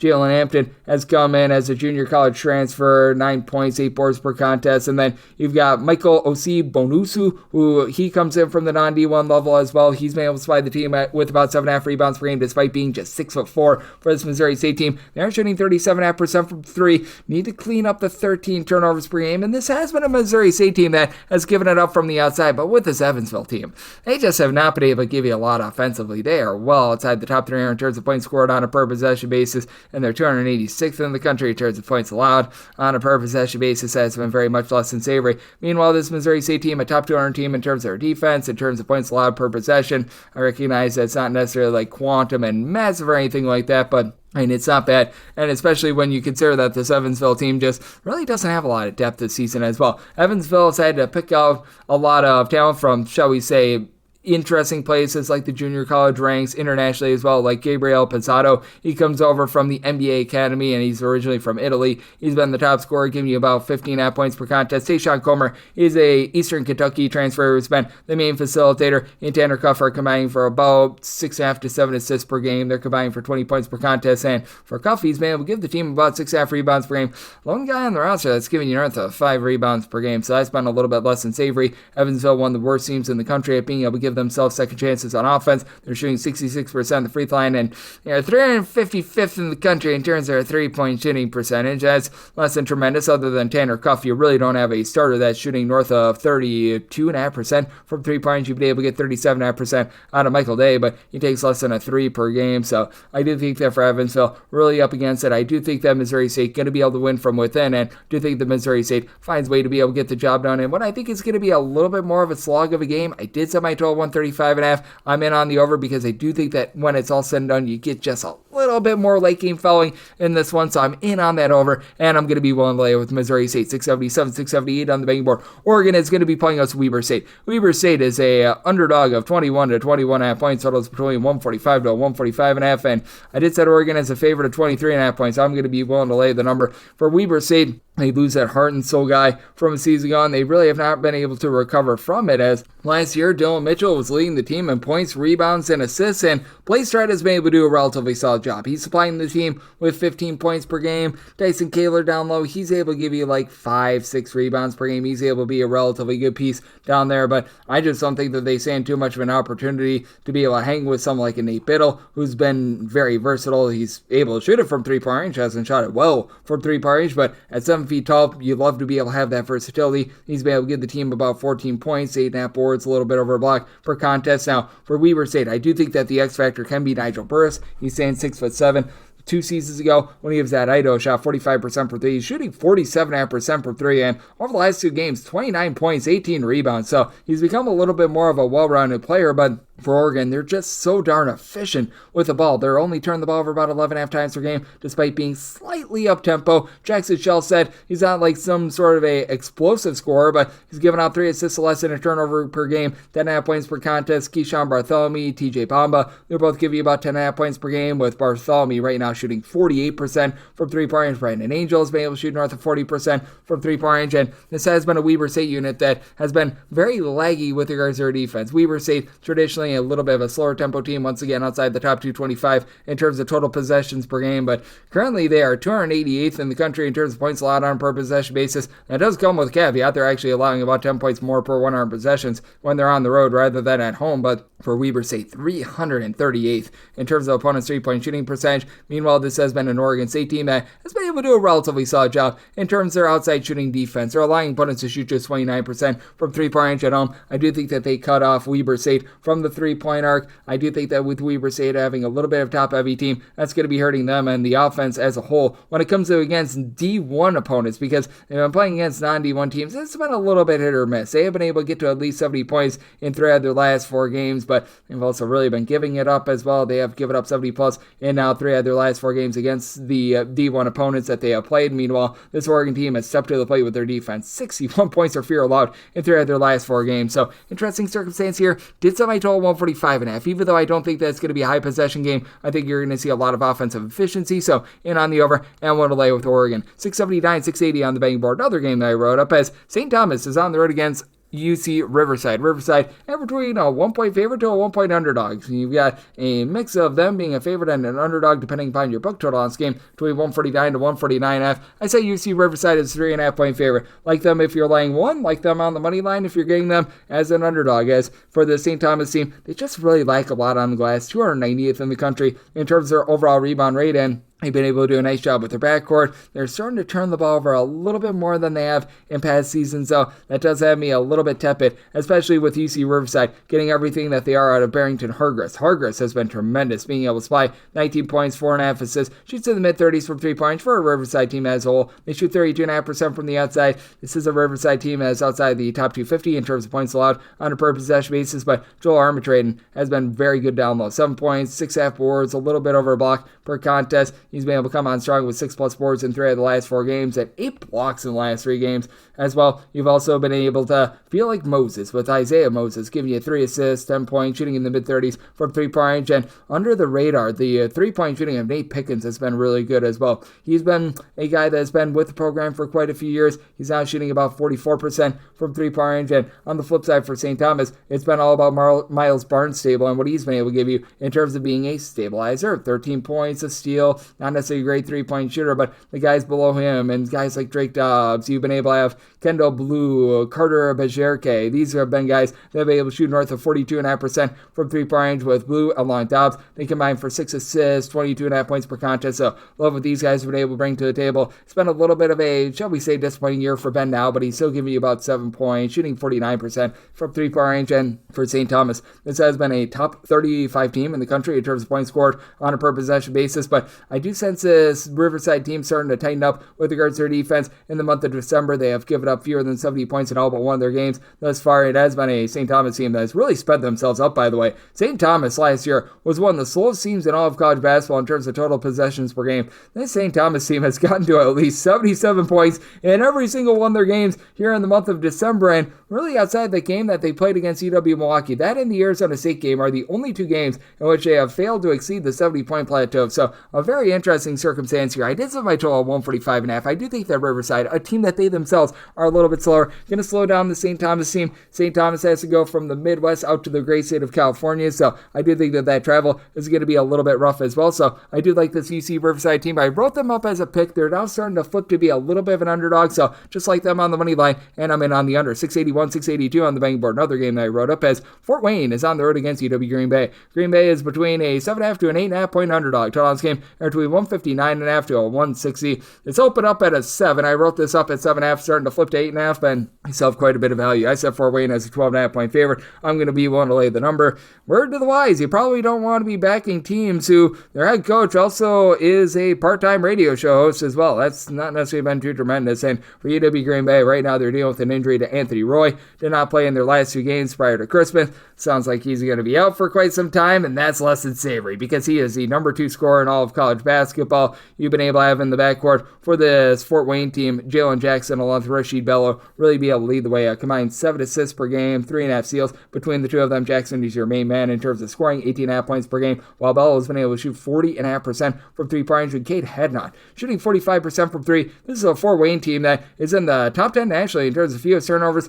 on a per possession basis, while they themselves are a top 75 team in terms of generating turnovers. Green Bay has been one of the more poor defenses in all of college basketball. That's putting it very politely. They're outside the top 300 in terms of points allowed on a per possession basis. And now with Roy Hall out of the fold, who do you turn to for this offense? You have to figure that you're going to be seeing a lot of Preston Rudiger in terms of bringing it up, in terms of running things, as he's been able to give the team a combined 18 points and 9 rebounds in the last 2 games without having Anthony Roy out there. But man, this is less than tremendous. Marcus Hall has been able to give you 13 points, 4.5 boards, shoots 36% from 3, and you've got only one guy on the roster giving you north of 4.5 rebounds per game without Roy. That would be Jeremiah Johnson, who as a freshman has been able to haul in there about 4.5 rebounds per game, albeit he was a very highly touted freshman. But I mean, that said, for Isaiah Miranda, former top 200 recruit, has done nothing for the team. He's averaging 8.5 minutes and 4 points per contest. Thanks for not showing up right now, but for this Fort Wayne team, even though they aren't necessarily the biggest team down low, Eric Mulder being able to give you about 7 rebounds per game, I think is big for this Fort Wayne team. Certainly, they've had their hiccups on defense, giving up 76 plus points in each of their last 4 games against C1 opponents, but for this UW Green Bay team,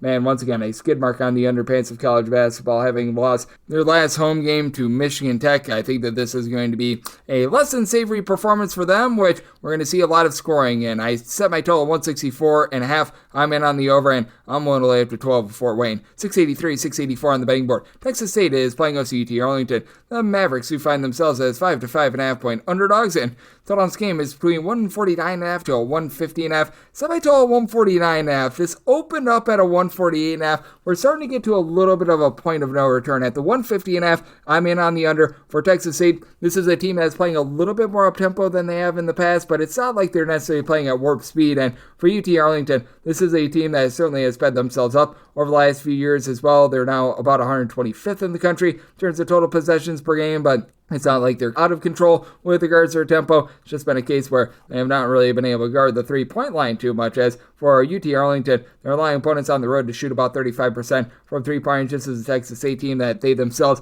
allow opponents on the road to shoot 38% from 3, but at home, which is where Texas State is, they're allowing opponents to shoot more like 29.5% from 3-point range. So I do think that things are going to start to taper off just a little bit in terms of scoring. Now for UT Arlington, the offense has been pretty rock solid. You've had Jaden Wells come in, and he's been able to supply the team with a little bit over 13 points per contest. It's a Arlington team that's had Brody Robinson do a nice job at the controls, being able to give you about 3 assists, 8 points per contest, and does shoot 41% from 3-point range. And the overall level of defense to UT Arlington, I think, is going to be improved with the way that Lance Ware is playing down low. 14.5 points, 8.5 boards, 2 steals, 2 blocks per contest. It is an Arlington team that sometimes gets a little bit out of sorts with the ball, about 13 turnovers per game. And for this Arlington team, the defense has been able to rise up a little bit more. 70 points or fewer allowed in 3 other 5 games here in this month, and for Texas State, they are certainly holding up at the point of attack on defense. They had things be a little bit airbrained when they went out to South Carolina for their multi-team event, but now they'll be able to reel it back in. They have allowed fewer than 70 points in all but 1 out of their last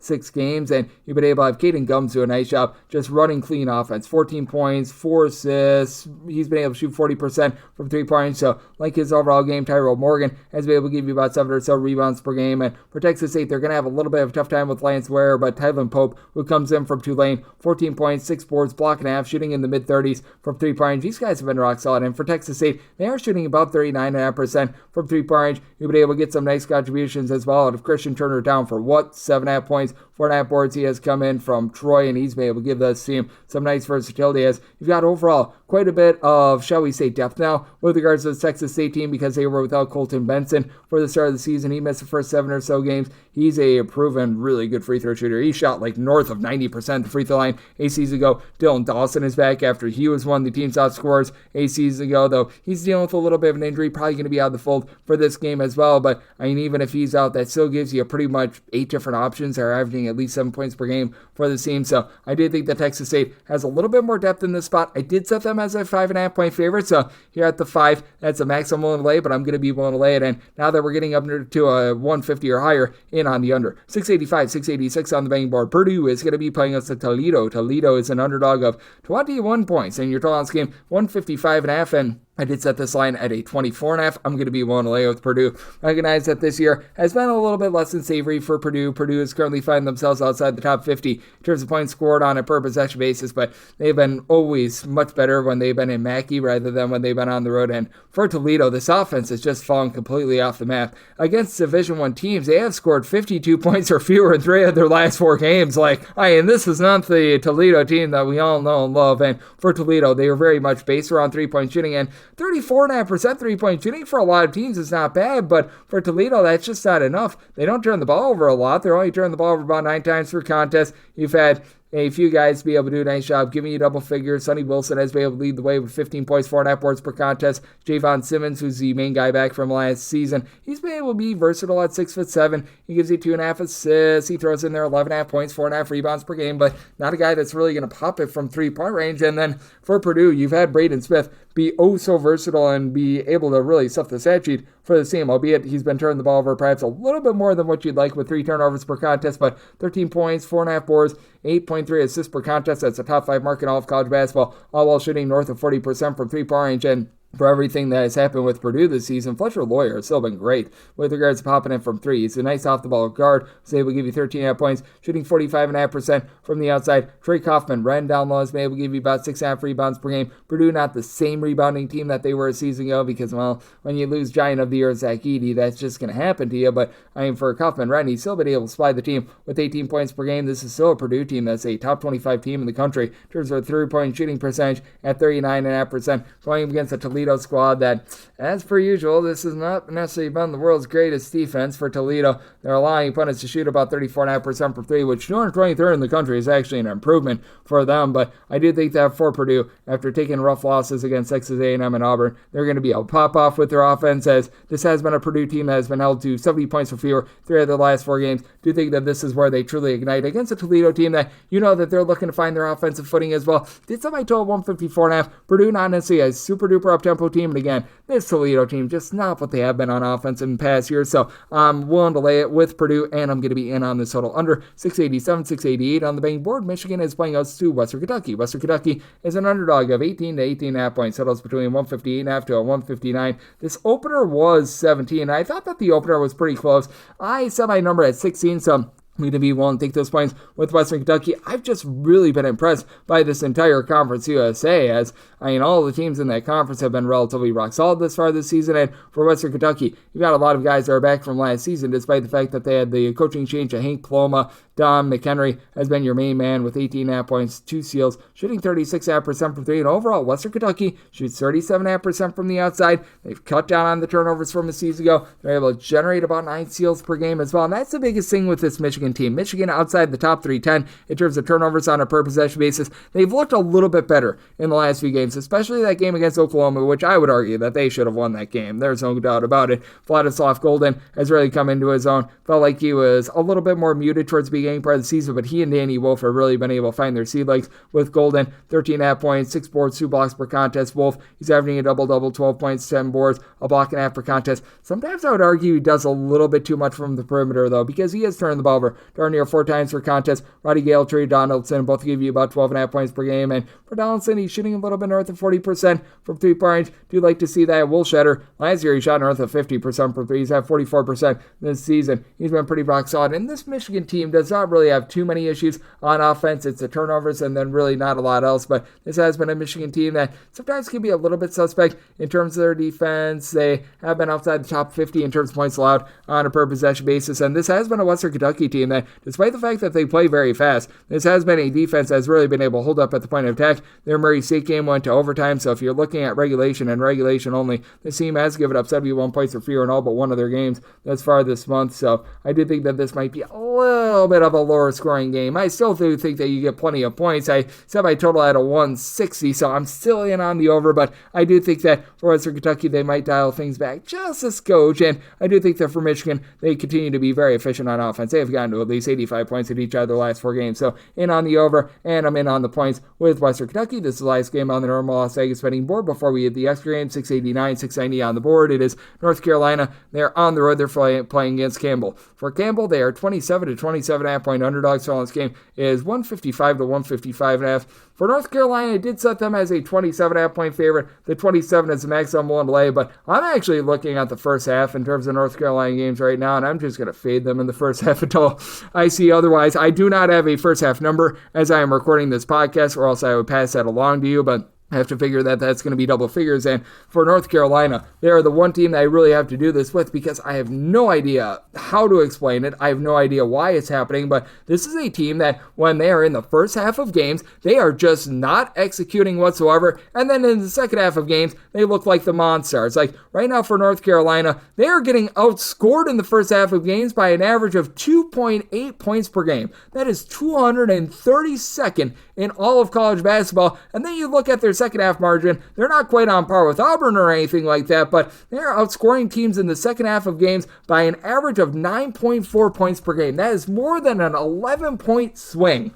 Like, I don't know what happens in the first 20 minutes versus the last 20 minutes, but I mean, they're just a tale of two halves. Like, if I have to play this for the full game, I'm going to lay the 27 with North Carolina. But again, I'll probably be looking at fading North Carolina in the first half and then backing them in the second half, because that's exactly what everything is dictated with regards to their play this far. For Campbell, you've got Josiah Sani, who's really the lone guy that's giving you double figures right now, 12.5 points, 5.5 rebounds per game. And for Campbell, this is a team that's well outside the top 250 in terms of points scored on a per possession basis. Not bad at generating turnovers, but North Carolina hasn't been bad at turning the ball over. This is a team that has only turned the ball over about 11.5 times per game, considering their tempo. That's actually really good. And then you've got RJ Davis, who's still giving you 18.5 points, 4.5 boards, 4 assists per game. Just not the offensive efficiency guru that he was a season ago, though. Last year, he was shooting nearly 40% from 3. That's down to 25.5% thus far this season. And for North Carolina, it's a whole is greater than the sum of its parts rebounding approach. Out of your top 7 scorers, 5 of them pull in there at least 4.3 rebounds per game. Nobody gives you north of 5 rebounds per game. As Jalen Withers, Jalen Washington, they've been able to combine for 9.2 rebounds per game. Both are giving you 5.8 points per game a piece as well. Elia Kadu, he's been able to give you about 5.5 assists to 3.5 turnovers per game. And the guy that I really like, he's shooting about 42.5% from 3-point range, has been able to slide this team with in that neighborhood about 11 to 12 points per contest, is Ian Jackson. He's really been able to come up very big for this team. So again, if I have to play this for the full game, I'm looking at North Carolina, but I'm looking to back North Carolina in the second half, fade them in the first half. I do think that with Campbell, they're just not going to be able to do their part too much with regards to this total, because they have been a little bit of a slower team that's had a tough time being able to get it going for this Campbell bunch. They have been held below 60 points in 2 out of their last 4 games, and this is a North Carolina team that their defense is starting to look a little bit better. 74 points or fewer allowed in 3 of their last 4 games, so in on the under. And like I said, fading North Carolina in the first half, backing them in the second half, and now we hit the extra games. The normal betting board picks are complete, but there are some extra games today, so we go into the bonus.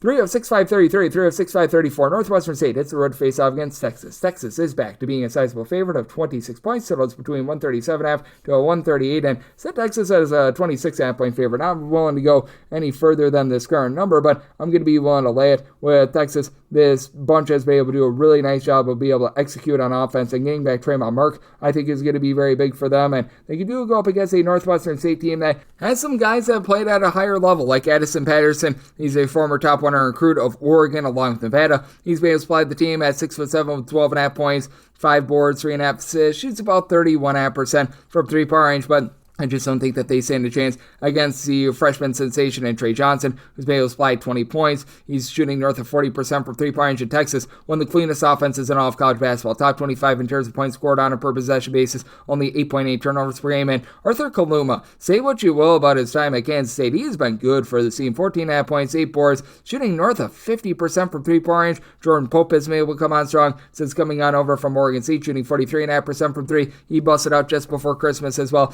Team has been dealing with some depth issues as Jason Kent has been dealing with a little bit of an injury, but Julian Larry, even though he's not scoring a lot, he's giving you 4.5 assists, fewer than 2 turnovers per contest. I do think that Texas is going to be able to keep it relatively clean here, and the Texas defense has been able to step up in a relatively solid way, but this team is really starting to find it on offense against a Northwestern St team that is a little bit more, shall we say, mid-tempo, but for Northwestern State, they themselves have been able to get past the 70-point plateau in 2 of their last 3 games, and for Texas, they have just completely unleashed with 90-plus points each of their last 3 games with Draymond Mark being able to find a C-leg. So going to be willing to lay up to 26 with Texas in on the over as well. Semi-total at a 142.5. 306-535, 306-536. Lafayette is going to be playing against Stonehill. Stonehill, an underdog of 3 to 3.5 points, and your totals between 136 and 136.5. Semi-line at 2.5. I'm going to be willing to take the points with Stonehill. Stonehill has been shooting north of 36% from 3-point range, and still do have my question marks with Lafayette. Lafayette, one of these slower and more controlled teams in all of college basketball, and this is still a Stonehill team that is very, shall we say, suspect on the glass, even though you've been able to get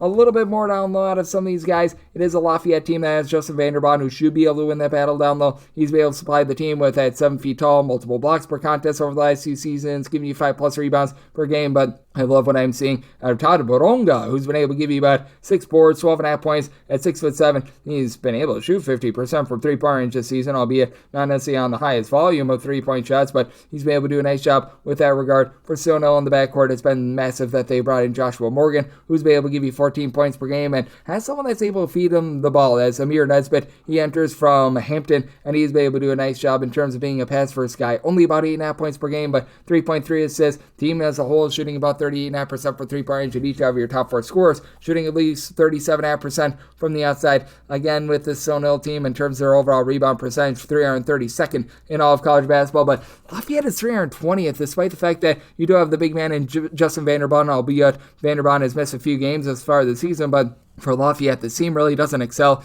in really too much of anything. You've been able to have a guy in Devin Hines who's able to give you about 9.5 points per game. Alex Cholkin has been able to give you 11 points per contest. He's right now leading the way for the team, and they do shoot about 34.5% from 3 points. They turn the ball over just a skoge less than the Stonehill team, but they've been dealing with injuries to Vanderbond, Hines, 2 of their top 3 scorers as well, and things have been a little bit out of sorts for this Lafayette team on defense as well, as they've been well outside the top 225 in terms of points allowed on a per possession basis, and give it up 73+ points each of their last 4 games. So good old situation, something's got to give. I did set my total at a 134.5. Here at the 136, I think we've gone just a little bit too far. I'm in on the under, and I'm willing to take those points with Stonehill. Set them as a 2.5 point underdog. 306-537, 306-538. Stetson is on the road against Florida. Florida is a 37 to 37.5 point favorite. Totals between 159 to 159.5. I'm in on the over. I did set my total at 163. This is despite the fact that Florida has been one of the best offensive teams in all of college basketball, but I just think that they flat out flattened this Stetson team. Stetson has been absolutely awful this far this season, and for Florida, you just have so many guys that are about the boards for this team. They are number 4 in the country in terms of their overall rebound percentage. Alex Condon has been able to give you 7+ rebounds per game.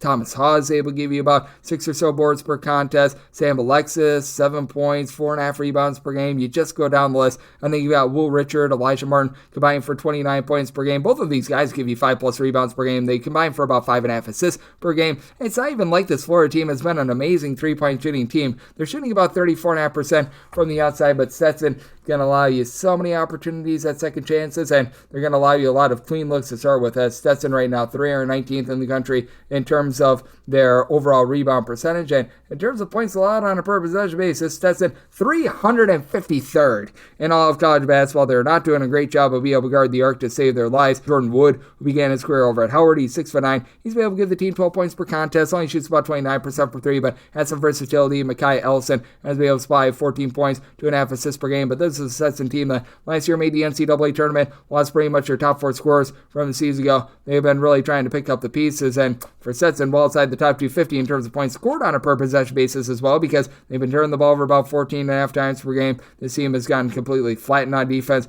giving up at least 74 points in every single game thus far this month. For Florida, this team has been able to score at least 87 points in 4 of their last 5 games, and they have gotten to 80 in every single game thus far this month as well. I think that Florida just completely bludgeons a Stetson team that does not belong on the same floor as Florida right now. So I did set my total at 163. I'm in on the over. Set my line at 39. I'm going to be willing to lay this big number. 3-6-5-39, 3-6-5-40. It's William and Mary. You don't just get William. You don't just get Mary. You get both, but you also have to lay 9.5 points if you like them to win against Navy. Navy, a 9.5 point underdog on the road. Total on this game is 164, and I just can't back America's favorite tag team at a 9 or less. If you can get down to a 9, and I'm seeing 1 or 2 straight 9s out there, that'll be my buy point there. 10 or more, that becomes my buy point on Navy. It is a William and Mary team that, under the tutelage of Mr. Earl, who comes on over from Cornell, they've been able to play much more up-tempo. They went from being a team that was well outside the top 330 in terms of total possessions per game to being a top 100 team with regards to total possessions per game. Still a little bit of a work in progress for the team, and I do think that Navy is going to be able to utilize that to their advantage and be able to hold in there just enough. As for Navy, you've got Don Draper, who's been very versatile for the team. He's able to give you 8 points, 7 boards. He's able to give you a steal and a half per contest, and Aiden Koe has been able to give you about 7.5 rebounds per game. But for this William and Mary team, it's just such a tough team to be able to strategize for. They do a nice job of being able to generate turnovers, but it's not even necessarily their three-point shooting. As a whole, they're shooting about 35.5% from 3. That's pretty rock solid, but they do a nice job just in terms of being able to get good looks from 2-point range. Year in and year out, Earl's teams are one of the best in all of college basketball with regards to their 2-point shooting percentage. They've been dealing with an injury to Caleb Dorsey all season long, but Glenn Dorsey, his brother, about 12-point shooting, 40% from 3-point range. Noah Collier, very versatile at about 6'9" or so, 14 points, 5.5 boards, shooting 43% from 3-point range, and this Navy unit, not one that's necessarily playing super duper up tempo, but we have seen their defense really fall off the map now. William and Mary, they're currently checking in 338th in the country in terms of points allowed on a per possession basis. They're playing very fast, but it's at the cost of a lot of defense. But Navy, they're about 262nd in the country in terms of points allowed on a per possession basis. To their credit, giving up about 11.5 points fewer per 100 possessions on the road rather than at home. A little bit of a reason why I did set my total 161.5. This has been a Navy team that has scored 66 points or fewer in 4 of their last 5 games, and after a relatively nice start to the season, it has been going down the toilet bowl for them. Austin Mangini has been their main man, 17 points, right around about 4.5 assists, fewer than 2 turnovers per contest. But I do think that for Navy, going to have a little bit of a tough time here with William and Mary. Right now, this is sitting on my number of a 9.5, so at a 9 or less, willing to lay with William and Mary, 10 or more, taking those points with Navy. And with regards to total, set mine at a 161.5, in on this 164 under. 3-6-5-41, 3-6-5-42. Albany is going to be playing us this Stony Brook. Stony Brook is an underdog of 8 to 8.5 points total in this game, between 149.5 to a 150, and I said Albany as a 13-point favorite. I'm going to be willing to lay the numbers. This Stony Brook team was actually your best cover team in all of college basketball last season, and boy, oh boy, as things not gone right for them thus far this season. I'd say lose 4 of their top 5 scorers from the season ago. Andre 3000 Stotty has been able to give you 6+ rebounds per contest, so that's been helpful. And Albany doesn't necessarily have a lot down low. Justin Neely stands right around about 6'5", 6'6". He's been able to give the team a little bit over 6 rebounds per game to be able to pace away, but it's all about what you're getting in the backcourt. As Byron Joshua, Amari Marshall, they've been able to combine for 27 points, north of 6 assists, north of 4 steals, and about 36% 3-point shooting. These guys have been tremendous for an Albany team that is only turned the ball over about 10 times per contest. Albany has been able to dial it back a little bit more in terms of their total possessions per game. Still playing fast, much like a season ago, but not at warp speed, about 127th in the country in terms of total possessions per game. Meanwhile, you've got a Stony Brook team that just feels like they don't even necessarily know what they are right now. Joe Octave has had to do it all. He's giving you 12 plus points, north of 5 rebounds per game, and you've got CJ Bluster who's been able to give you darn near 10 plus points per contest. He's shooting north of 40% from 3-point range, but other than that, for Stony Brook, you don't have a lot to write home about. They're well outside the top 260 in terms of points scored on a per possession basis. Now, you do have an Albany team that they themselves have had a little bit of, shall we say, deficiency in terms of their defense. Last year, they were one of the best three-point shooting defenses in all of college basketball. That hasn't been the case this year, 270th in the country in terms of points allowed on a per-possession basis, actually closer to 264th, but still very inefficient there. So I do think that you get quite a bit of scoring in this game. I did set my total 151 in on the over, but do think that Albany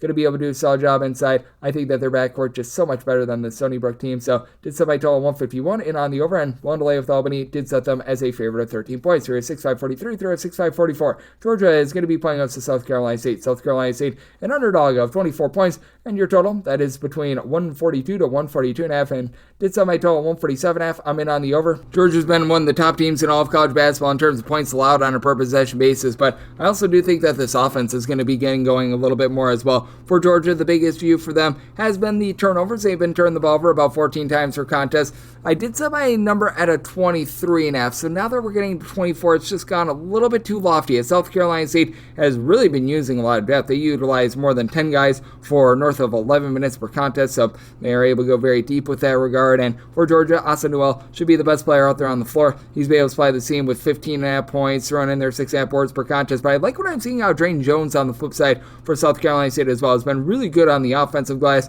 13 points, a block and a half, 5 boards, a steal per game at 6'11". Not really going to give you a lot from the outside. And this is a South Carolina State team that they play a little bit faster than normal, but their outside still the top 100 in terms of total possessions per game. Mitchell Taylor has been able to give you about 2.5 assists per game, and as a whole, they've got just guys up and down the boulevard. They're able to shoot it from 3-point range. Out of their top 6 scorers, 4 of them do shoot at least 40% from 3, and one of those is Drayton Jones, who hasn't attempted a single 3 all season long. As a collective, they shoot about 34% from the outside, and the team does collect about 9.5 steals per game as well, so do have to like the way that they've been utilizing this whole is greater than sum of its parts approach, and that's sort of what Georgia's been doing at the point guard spot as well. You've got 3 different guys, in Tyron Lawrence, Silas Emery, along Dakota LeFew, all give you between 2.9 and 3.3 assists per contest as a trio. They've been able to give you a little bit north of 9 assists per game, with LeFew and Emery combining for a little bit over 25 points. They're combining to shoot about 38.5% from 3-point range, and for Georgia, they're starting to turn down the turnovers just a little bit more while shooting 36%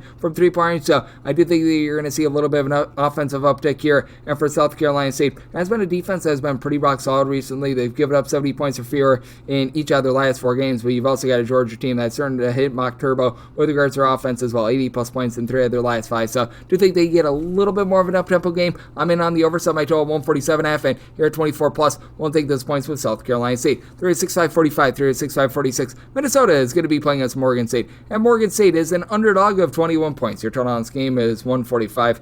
For Morgan State, this has been one of the least savory teams in all of college basketball thus far this season, but for Minnesota, they've got one cover thus far this season. I set them as a 19.5 point favorite, and I thought that was generous. I'm going to be willing to take the points. You have no idea how this Minnesota team is going to be coming out for their first game since the Christmas holiday. I mean, the defense has been fine for Minnesota, 72nd in the country in terms of points allowed on a per possession basis. That compares to Morgan State, who is a nice hearty 354th in the country in terms of points allowed on a per possession basis. And getting back Mike Mitchell, that is big for this Minnesota team as well. He was out for 6+ games due to injury, one of the main facilitators and one of the main backcourt pieces in general for this team. But I just think that you need a little bit more scoring out of Femi Odekale, who's been able to do really everything else other than be able to put the ball in the basket. 5.5 points, 4.5 boards, a little bit over 3 assists, 2 steals, a block and a half per contest. But I mean, it's a Minnesota team as a whole. They're shooting 28.5% from 3, 65.5% of the free throw line. And this is despite the fact that Dawson Garcia has supplied the team with 19 points, 7 boards. He's been able to do his part with that regard, but you just don't have a lot of backup around him. You've had Lucio Patterson be able to dole out the ball with about 4 assists per contest. But on the flip side for Morgan State, you do have a nice go-to scorer in Winston Tabbs. I still remember when he was at Boston College,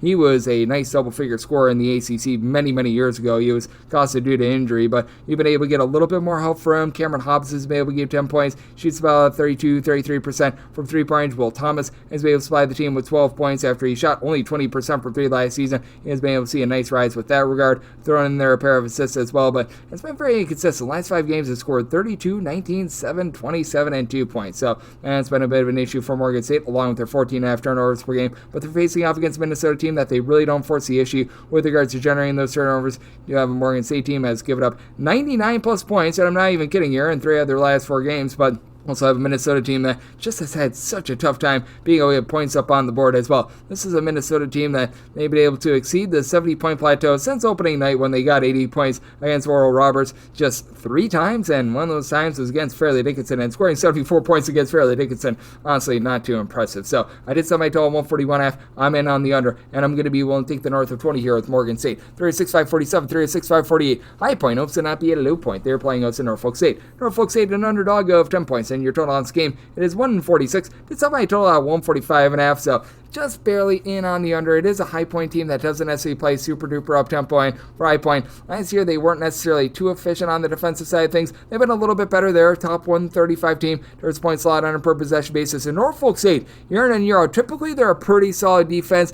They've been getting better as the season has gone along. They're still about 212th in the country towards point slot on a per possession basis, but actually allowing about 3.5 points less per 100 possessions when they're on the road rather than at home. And for this Norfolk State team, I'm going to be willing to take the points.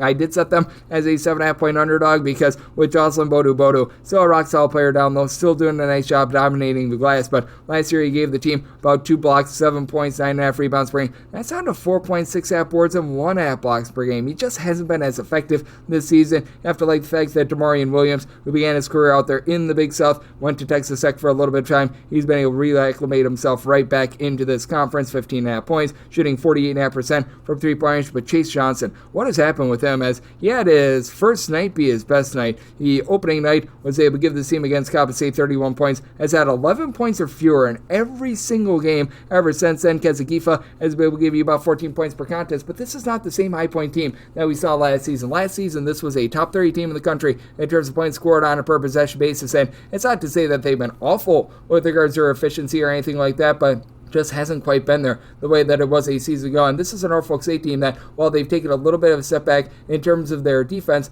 on the offensive side of things, they've been actually able to do a relatively rock-solid job being able to find a way to be able to put points upon the board. Top 145 team in terms of points scored on a per possession basis, with Brian Moore living up to that name. He is giving you more in the form of 53.5% three-point shooting, 18.5 points per game, and Christian Ings, he's right now shooting 59% from the outside. I do think that these numbers are going to be going downward a little bit, and this is going to be a team that has a little bit of a tough time down low. Jelani Darden and Jalen Myers are combining for about 10 rebounds per game. Myers is able to supply the team with about 10.5 points per game, and Sincere McMahon hasn't necessarily been able to come in from Winthrop and give the team the boost that you were expecting, only supplying the team with about 6.5 points per game. But again, with this high point team, after they were so good on offense last year, right now clocking in about 43rd in the country in terms of points scored on a per possession basis, they've taken a little bit of a setback there. And additionally, for Norfolk State, this is a team that they very much live and die by the three-point ball, because they have really been utilizing that quite a bit thus far this season, and High Point's main weakness has been giving up the three. High Point 204th in the country in terms of opponent's three-point shooting percentage, should keep them lively here. So I'm going to be willing to take the 10 with this Norfolk State team. It's a my total 145.5, so you're at the 146 in on the under. 306, 549, 306, 550.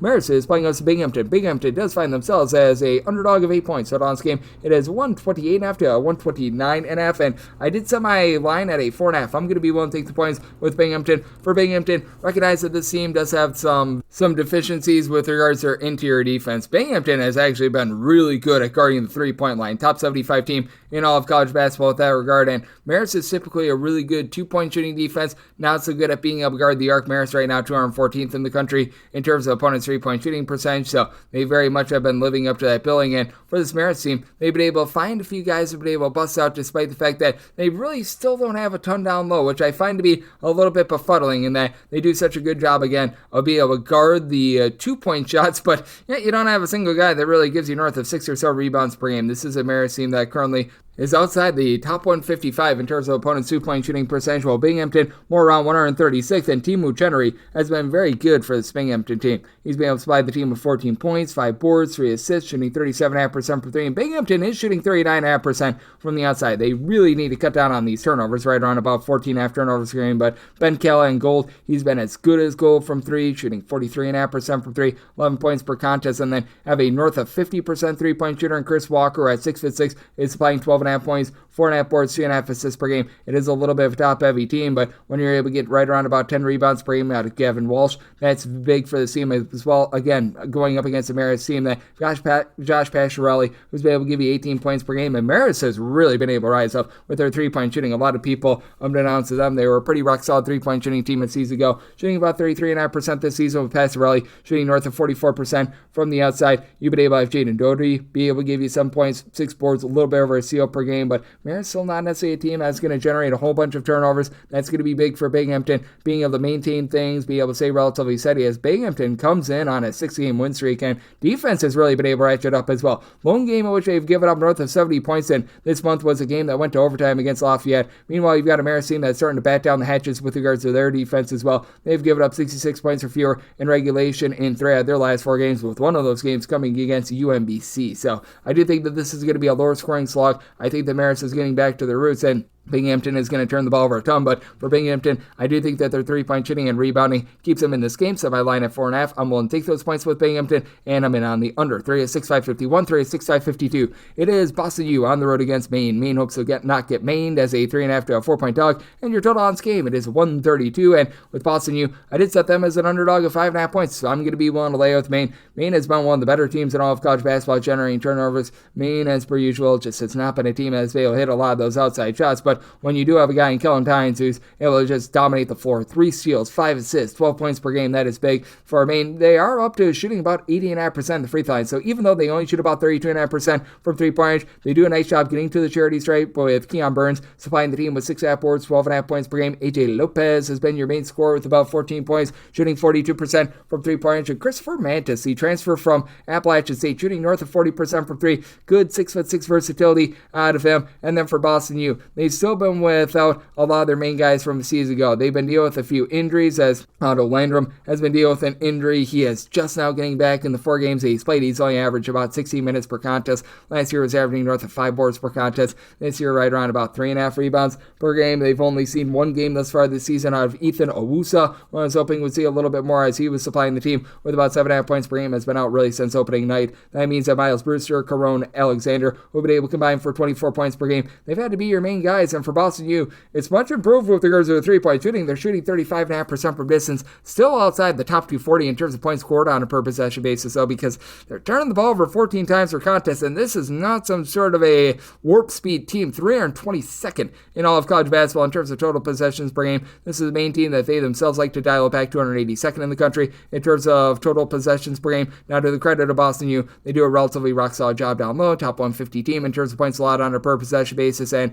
overall 2-point shooting percentage, but this is the main team that they do a nice job being able to generate turnovers, and even when they don't generate a turnover, it's not like they're getting completely bludgeoned in the post. Top 200 team in terms of their 2-point shooting percentage. They've done a nice job being able to guard the 3-point arc, so I do think that this game is going to be slowed down, a little bit more of a slog. I did set my total at 127.5 as a result. I'm in on the under, and I'm willing to lay up to 5 points here with Maine. 306.553, 306.554. Prairie View is on the road against Oklahoma. Boomer Sooner is a 29 to 28.5 point favorite. So this game is between 161 to 161.5. Set my line at 23.5. I'm going to be willing to take the points with Prairie View. We've seen some spirited efforts out of Prairie View. Now, we've also seen some awful efforts out of Prairie View, like when they get bludgeoned by north of 30 points against UCLA, but they played a nice nip and tuck game against a fellow SEC team a few weeks ago in Mississippi State. It's a very hit or miss team because this team is very much predicated around turnovers. Prairie View is playing at a harebrained pace. They're in the top 15 in all of college basketball in terms of total possessions per game, and they've really cut down on the turnovers. Despite the fact that they play this fast, they're only turning the ball over 11.5 times per game. You've got a pair of guys, Nick Anderson along Tanaj Petaway, who've been able to give you about 32.5 points per contest. Still, a team has solid at generating turnovers, but they're not as great as they have been in past years, and this team just gets plowed on the glass. Marcel O'Brien has been able to give you about 5 rebounds per game as the Omaha transfer, so Oklahoma should be able to win the battle with that regard. You've got Jelon Moore along with Sam Godwin combined for 13 rebounds per game. Godwin not really giving you a lot of scoring, but Moore does give you more. 17.5 points, shooting 37.5% 40% from 3. And Oklahoma just been really clean with regards to their shot, shooting 37% from 3, 80.5% at the free throw line. But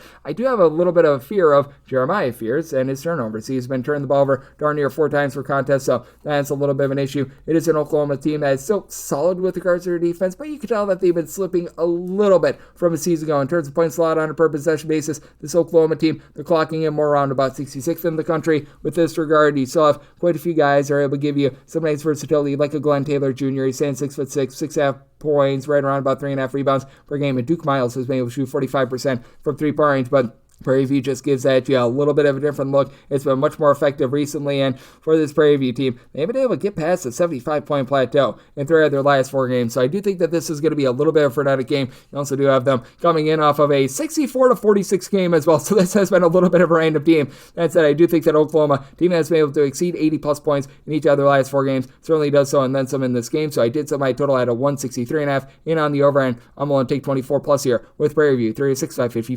3-6-5-56. It is Niagara playing us Le Moyne. Le Moyne is an underdog of 2.5 to 3 points. This game is 142.5. So Niagara is 5.5 point favorite. I'm going to be willing to lay the number for the Niagara team. They've honestly shot a little bit worse from 3-point range when they've been at home rather than when they've been on the road in recent seasons. But this is a Le Moyne bunch that has been leaving quite a bit of something to be desired with regards to that main go-to scorer. They just have not found it thus far this season. Dwayne Karama along with Robbie Carmody have been able to combine for 24 points per game, and both of these guys are combining shooting north of 40% from 3-point range. But with Le Moyne, it's a mid-tempo team that's turning the ball over about 14 times per game. Zach Decken comes in from Siena. He's been able to give you 4.5 assists to 2.5 turnovers per game. Not necessarily a guy that's going to shoot it from the outside, though. Shooting about 11.5% from 3-point range, and they've been dealing with quite a few injuries, as Fred Paulus Begatis, along with O'Cypher Owens, both of these guys have missed both north of 5 games this season. These are 2 of your top 5 scorers on the roster. Begatis, we have not seen him in a little bit over a month. That's hurt this team down low, and really, these are 2 of your top 3 rebounders as well. So that's a lot of them to get bludgeoned there. As for Niagara, they've been looking to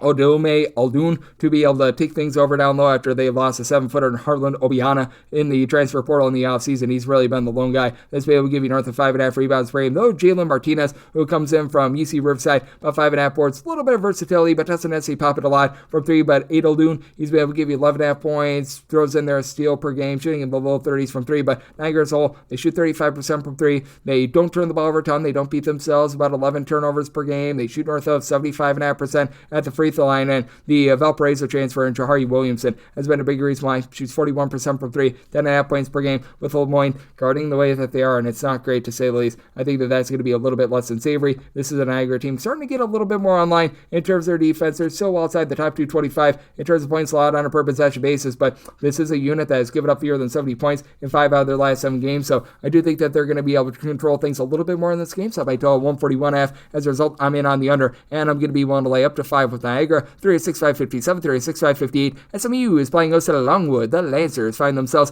as a 17 to 17.5 point underdog. Totals between 152.5 to 153.5. It's my total 148.5. I'm in on the under. It's a Longwood team that's relatively mid-tempo, but they're well outside the top 225 in terms of points scored on a per possession basis. For Longwood, last year this was a relatively good defense, and they're duplicating that once again. They're in the top 100 in terms of points allowed on a per possession basis, and SMU is starting to step to the plate a little bit more with their defense. They're now in the top 60 in terms of points allowed on a per possession basis. It took a little bit of time for them to be able to find their sea legs there, and you've got a guy in Kevin Boopy Miller who's absolutely able to take over a game, 17 plus points. He's able to dole out north of 4.5 assists per game, so I have to like what you're seeing on that front end. This is an SMU team that they should be able to win the battle down low. I don't think that they completely dominate down low the way that you'd expect, though, because with Longwood, they just find a way to generate rebounds, even though you don't necessarily have that one main rebounder. You've only got 2 guys on the roster who have been able to give you north of 4 boards per contest. Elijah Tucker has been able to give you 8 points, 4 rebounds per game. A couple days late, but Michael Christmas, Merry Christmas, 11.5 points, 4.5 boards. So it's Christmas all year long, and I keep up my Christmas tree all year long. So does Longwood, who's been able to get 33% 3-point shooting out of him. But Cooper Garland giving you about 4 assists, less than 2 turnovers per game, shooting 35.5% from 3. That does give this backcourt a little bit of something. I expect a little bit more moving forward out of Kyrell Luch, who he was over at St. Bonaventure a few seasons ago. Freshman year when he was in the Patriot League, was averaging about 13 points per contest. Has always been a career mid-30s 3-point shooter that's shooting about 18.5% thus far this season. Do you think that that should be going northward? You've got an SMU team that with Matt Cross giving you about 8.5 rebounds per game should be able to dominate there. And Samat Yemaglu, who comes on over over from Turkey. He's been able to be a nice rim protector, a block, 6 boards, 7.5 points per game. Not a guy that's really going to be spacing out the floor. SMU as a whole, they're shooting about 38.5% from three-point range, but Longwood has been able to be a relatively good perimeter defense over the last few seasons as well, and that's been a big thing for this SMU team as well. They were giving up way too many easy looks from three-point range at the beginning part of the season. They still are, for lack of a better term, but Longwood, they're allowing opponents to shoot less than 30% from three-point range, but the fact that they only shoot about 29% from three, they're not going to be able to take advantage of that against SMU, and SMU, I do think that they are going to be able to wreck this Longwood team on the glass. Has me on SMU in this spot, so did so by total 148.5, and on the underside, SMU is a 22.5 point favorite, so I'm going to be willing to lay that number. 306.559, 306.560. It is Illinois playing us to Chicago State. Chicago State is a 39-point underdog, and your total on this game is 150. Operation Fade Chicago is back on like Donkey Kong, baby. I set my line at 41.5. I'm going to be willing to lay it. And the Chicago State team is outside the top 320 in terms of both points scored and points allowed on a per possession basis. You don't have a single guy in the roster that's giving you north of 10.5 points per game. You don't have a single guy on the roster that's right now giving you north of 4.5 rebounds per game. You have no facilitator for the team. They've been okay at generating turnovers, and that's about it. The Chicago State team needs Gerald Gilliam back there, coach from a season ago, in the worst way possible. This team is in the top 100 in terms of total possessions per game, and it's scored 63 points or fewer in each of their last 4 games. This is an Illinois team that's been pretty dominant with regards to their defense. They're a top 30 team in terms of points allowed on a per possession basis, and they've got one of the best players in all of college basketball. Coming in from Lithuania, 6'6", Kasparas Jakanukskis has been able to give you 5.5 boards, 5.5 assists, 16.5 points per game, a steal and a half per contest. He's been able to do it all for the team. Illinois, not an amazing three-point shooting team. They're shooting about 32.5% from three-point range. Expected a little bit more than 21% three-point shooting out of Kyle Boswell, but has been able to give you 10.5 points. He's been a nice stabilizer with about 3.5 assists per game as well. Illinois, an up-tempo team, but not necessarily an aggressively up-tempo team, and Tomislav Ivisic has been able to give you about 10 boards, shooting in the mid-30s from three-point range at about 7 feet tall. Chicago State just has no answer for this. Noble Crawford has been able to give you a pair of assists, has been relatively solid at being able to generate turnovers, and then you do have Jalen Forrest, the Presbyterian transfer, giving you about 9 points, 4.5 rebounds per game, but team shoots 35% from the floor. They turn the ball over 15 times per contest. They absolutely give it up from three-point range. There's just not a lot of redeeming qualities with Chicago State. Even though Chicago State plays fast, I just don't think that they do their part with the total. I set my total at 145.5. Only Mississippi Valley State is scoring fewer points per possession than Chicago State, and this Illinois team has been rock solid with regards to their defense. So I'm in on the under, and I'm going to be willing to lay up to 40 or so points with Illinois. I set them as a 41.5 point favorite. 306.561, 306.562. Army plays us at UT San Antonio. Meet the Roadrunners find themselves as a pick'em / a 1 point favorite. It's all on this game and between 155 to 156. I say UTSA is a 4.5 point favorite. I'm going to be willing to lay the number / take them as a pick'em for UTSA. I've been very impressed by what I've been seeing out of the, shall we say, maturation of Primo Spears, because Primo Spears has always been a relatively solid scorer, but it always feels like he takes some bad shots. He's given the team 22.5 points, 3.5 assists, now shooting 36% from three-point range. And in a nip-and-tuck game, this is a UTSA team as a top 5 team nationally in terms of their free throw shooting. They're shooting 82% of the free throw line. Each of their top 6 scorers shoot at least 77.4% of the free throw line. All but one of them shoot at least 83.9% at the free throw line, so that is massive. Damari Monsanto is giving you double figures after he has been banged up the last few seasons. They're now getting back Terrion Joseph as well. He was the top scorer from Southern that was averaging 20.5 points per game. He was out for the first 9 games of the season. They're now getting some reinforcements, and they've been pretty solid down low with Janavia Smith being able to supply the team with about 9.5 rebounds per game. He was missing for the first few games. He's been able to come back. He's been able to do a good job there, and that's a big fear that I have with Army. I just don't know how they match up down low. AJ Ellenpatch has been able to give you 9.5 rebounds per game, so that's been a step in the right direction, and getting back Jalen Rucker has been massive for this offense. Last year, they were one of the worst offensive teams in all of college basketball. Rucker has just picked up right where he left off after he was the team's top scorer 2 seasons ago. He's giving you about 18 points, 3.5 assists, shooting 38.5% from 3, and then Ryan Curry, 4.5 boards, 4.5 assists, 12.5 points, shooting 44% from the outside. And Army as a whole, they shoot about 33.5% from 3. They keep things clean with about 10.5 turnovers per game. Here's the issue that you've got with this Army team. They absolutely give it up from the outside. This Army team is allowing opponents at home to shoot 39.6% from 3 points, 37.7% overall. Not to say that this UTSA team is the monsters of the Midway in terms of their defense or or anything like that. They're 259th in the country in terms of opponents' three-point shooting percentage, but this is a UTSA team that I believe that they've just got a little bit more size. They're much better at being able to generate turnovers as well. UTSA comes in having scored 80-plus points in each of the last 3 games. You've got an Army team that's been a little bit more inconsistent with that regard. That 3 overtime game against Lemoyne certainly helped out their numbers as they've been able to, thanks to that game, score 80-plus points in all 3 of their last 5 games, but a big giant asterisk there. Defense has been starting to let up just a little bit more as well. I do think the UTSA, a team that's playing at a top 75 pace in terms of total possessions per game, gets things sped up here. So I did set my total 156.5 in on the over, and I'm willing to take UTSA as a pick'em / a 1-point favorite. 306-563, 306-564, and JIT is on the road against Washington. Washington is a 23 to a 22.5 point favorite. Total is 136.5, and with Washington, I did set them as a favorite of 21 points, so I'm going to be willing to take the points here with NJIT. For Washington, I just can't trust in this backcourt right now, and NJIT is probably a bottom 20 team in all of college basketball. Let's call it what it is, but at the very least for NJIT, they do have a nice guy that you're able to feature and you're able to go to at any point in the game, as they've been able to get about 18.5 points per game out of Tariq Francis. He's given out about 3.5 assists per game, has turned the ball for 3 times per contest. That's mainly due to usage and usage alone, while Sean Robinson has been able to supply the team with 12 points. It's a NJIT team that's shooting 29.5% from 3.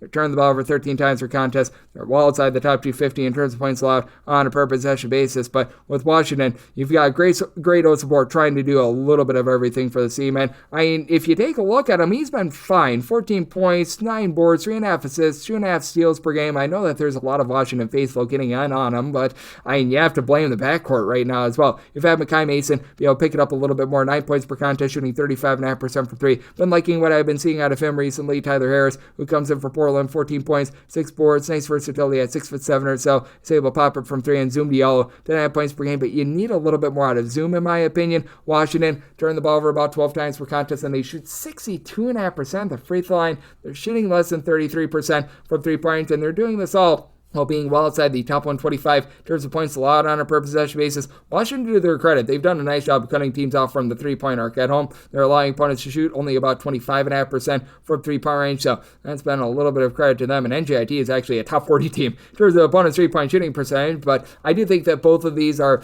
outliers of numbers. I do think that we're going to be seeing quite a bit of regression with regards to both of these teams outside 3-point shooting percentage defense. Tyree Iheanacho has a little bit of versatility for Washington as well, 3.5 boards, 2.5 assists, 5.5 points per game. I do think that Washington gets things cranked up a little bit more on offense, and defensively they've given up 69 plus points in each of their last 5 games. For NJIT, the team has been held to below 60 points in now 3 of their last 4 games. I think that they wake up a little bit more in this spot. I set my total 139. I'm in on the over. I just can't bring myself to lay it with Washington. I'm willing to take this 23. With NJIT, set my number at 21. 36-565, 36-566. American is playing FC UMBC. UMBC, an underdog of 3 points. Total on this game is 149, and with American, I did set them as a 3-point favorite. So we're going to be looking for a little bit of line movement here. If we can get down to about a 2.5 or so, I'd be willing to lay it. For some reason, a lot of books just have not posted up anything with regards to this game. So if we can get down to a 2.5 or less, willing to lay with American 3.5 or more. That is going to be my buy point on UMBC. And for this American unit, it's been a team that has played very, very slowly outside the top 300 in terms of total possessions per game.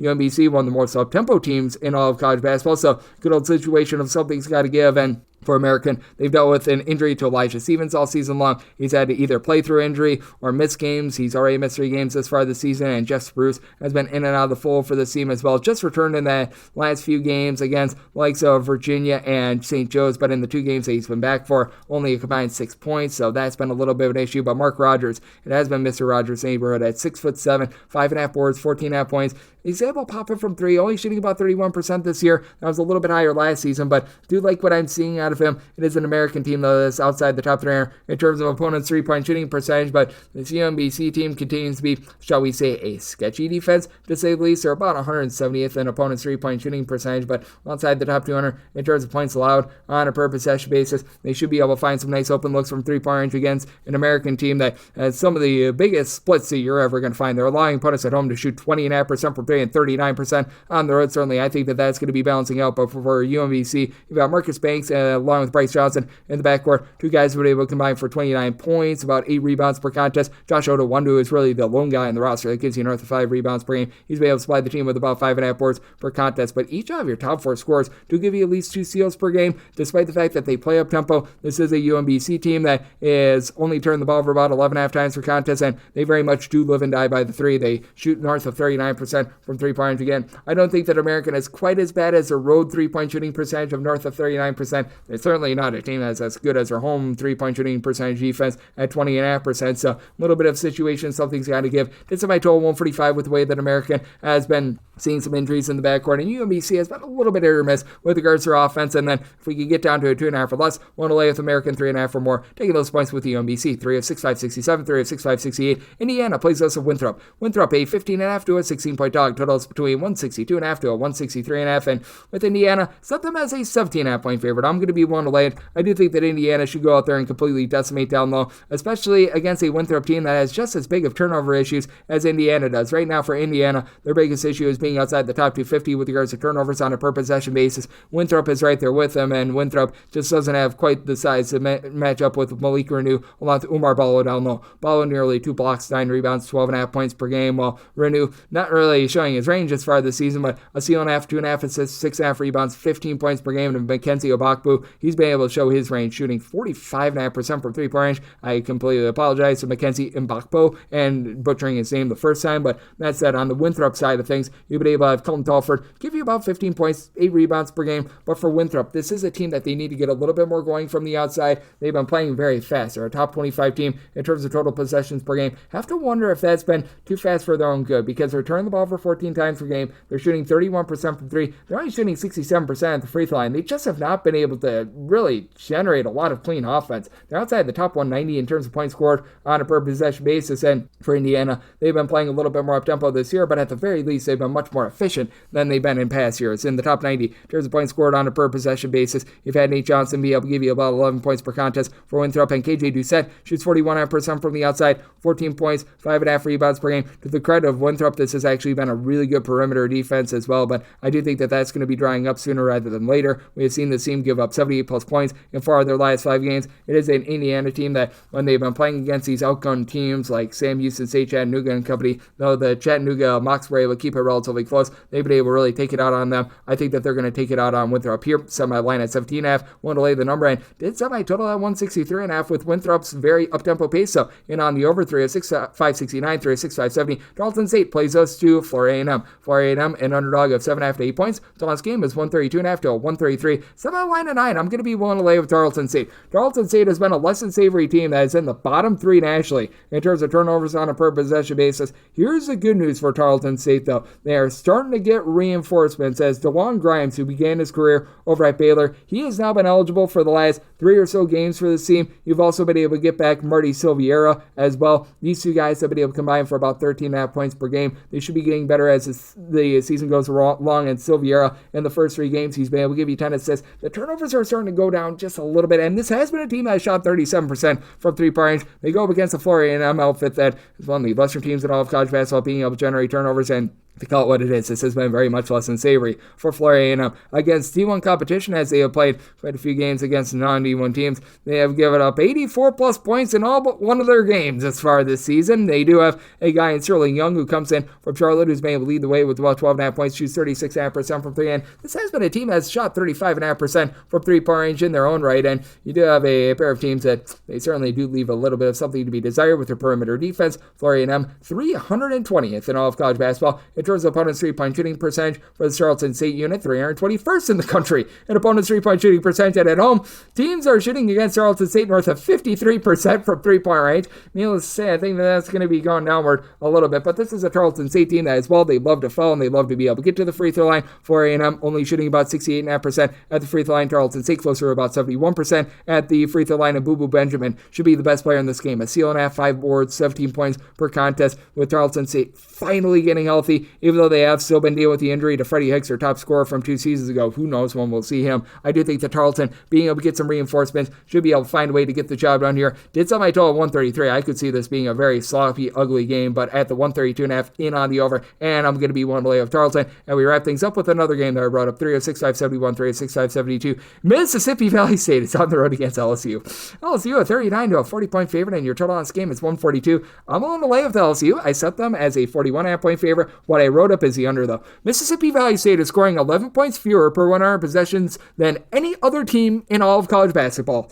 11 points per 100 possessions, clear of the next worst offense in all of college basketball. I'd be generous if I called them a skid mark on the underpants of college basketball. Like, this is just absolutely terrible what we've seen. Alvin Strydick, along with Arthur Tate, have been able to combine for about 20 points per contest, but Strydick is the only guy in the roster that's giving you north of 3.4 rebounds per game. This team is outside the top 300 in terms of total possessions per game, and they're turning the ball over 17 times per game. They're shooting 38.5% from the floor. They can't even make a free throw. They're shooting less than 66% at the free throw line.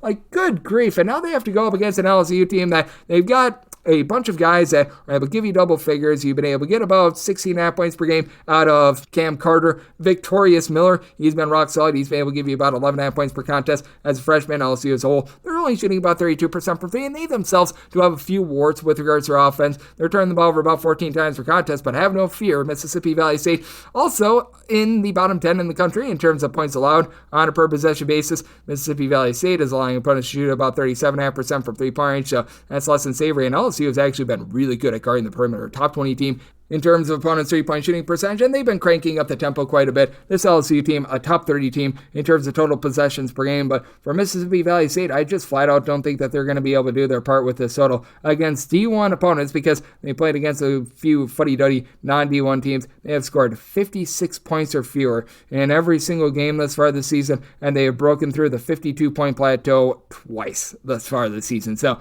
I wrote up the under. I saw my total 135.5, and I'm willing to lay up to 41 here with LSU, and that'll wrap things up for the Sunday edition of Coast to Coast Hoops, now part of the VSiN family of podcasts. A big thanks to Mike Randle, who does great work over at FTN Network and FTN Bets. He joined me in the last segment. If you do like hearing from this fine podcast, Coast to Coast Hoops, you're able to subscribe wherever you get your podcasts, Apple Podcasts, Google Play, Spotify, Stitcher, and TuneIn. If you have a question, comment, segment idea, what have you for this podcast, you have one of two ways we offer those in. First one is my Twitter/X timeline at @GNet_D1. Keep in mind, letters EM, they mean does not matter, so per usual, please do send these into the timeline. And the other way is find an Apple Podcast review. If you rate this podcast 5 stars, it is very much appreciated. From there, you're able to fire in whatever you'd like to on this podcast. I have a 5-star review coming at you guys every single day on this podcast, regular season and off season. So I'm back with you once again tomorrow. Thank you.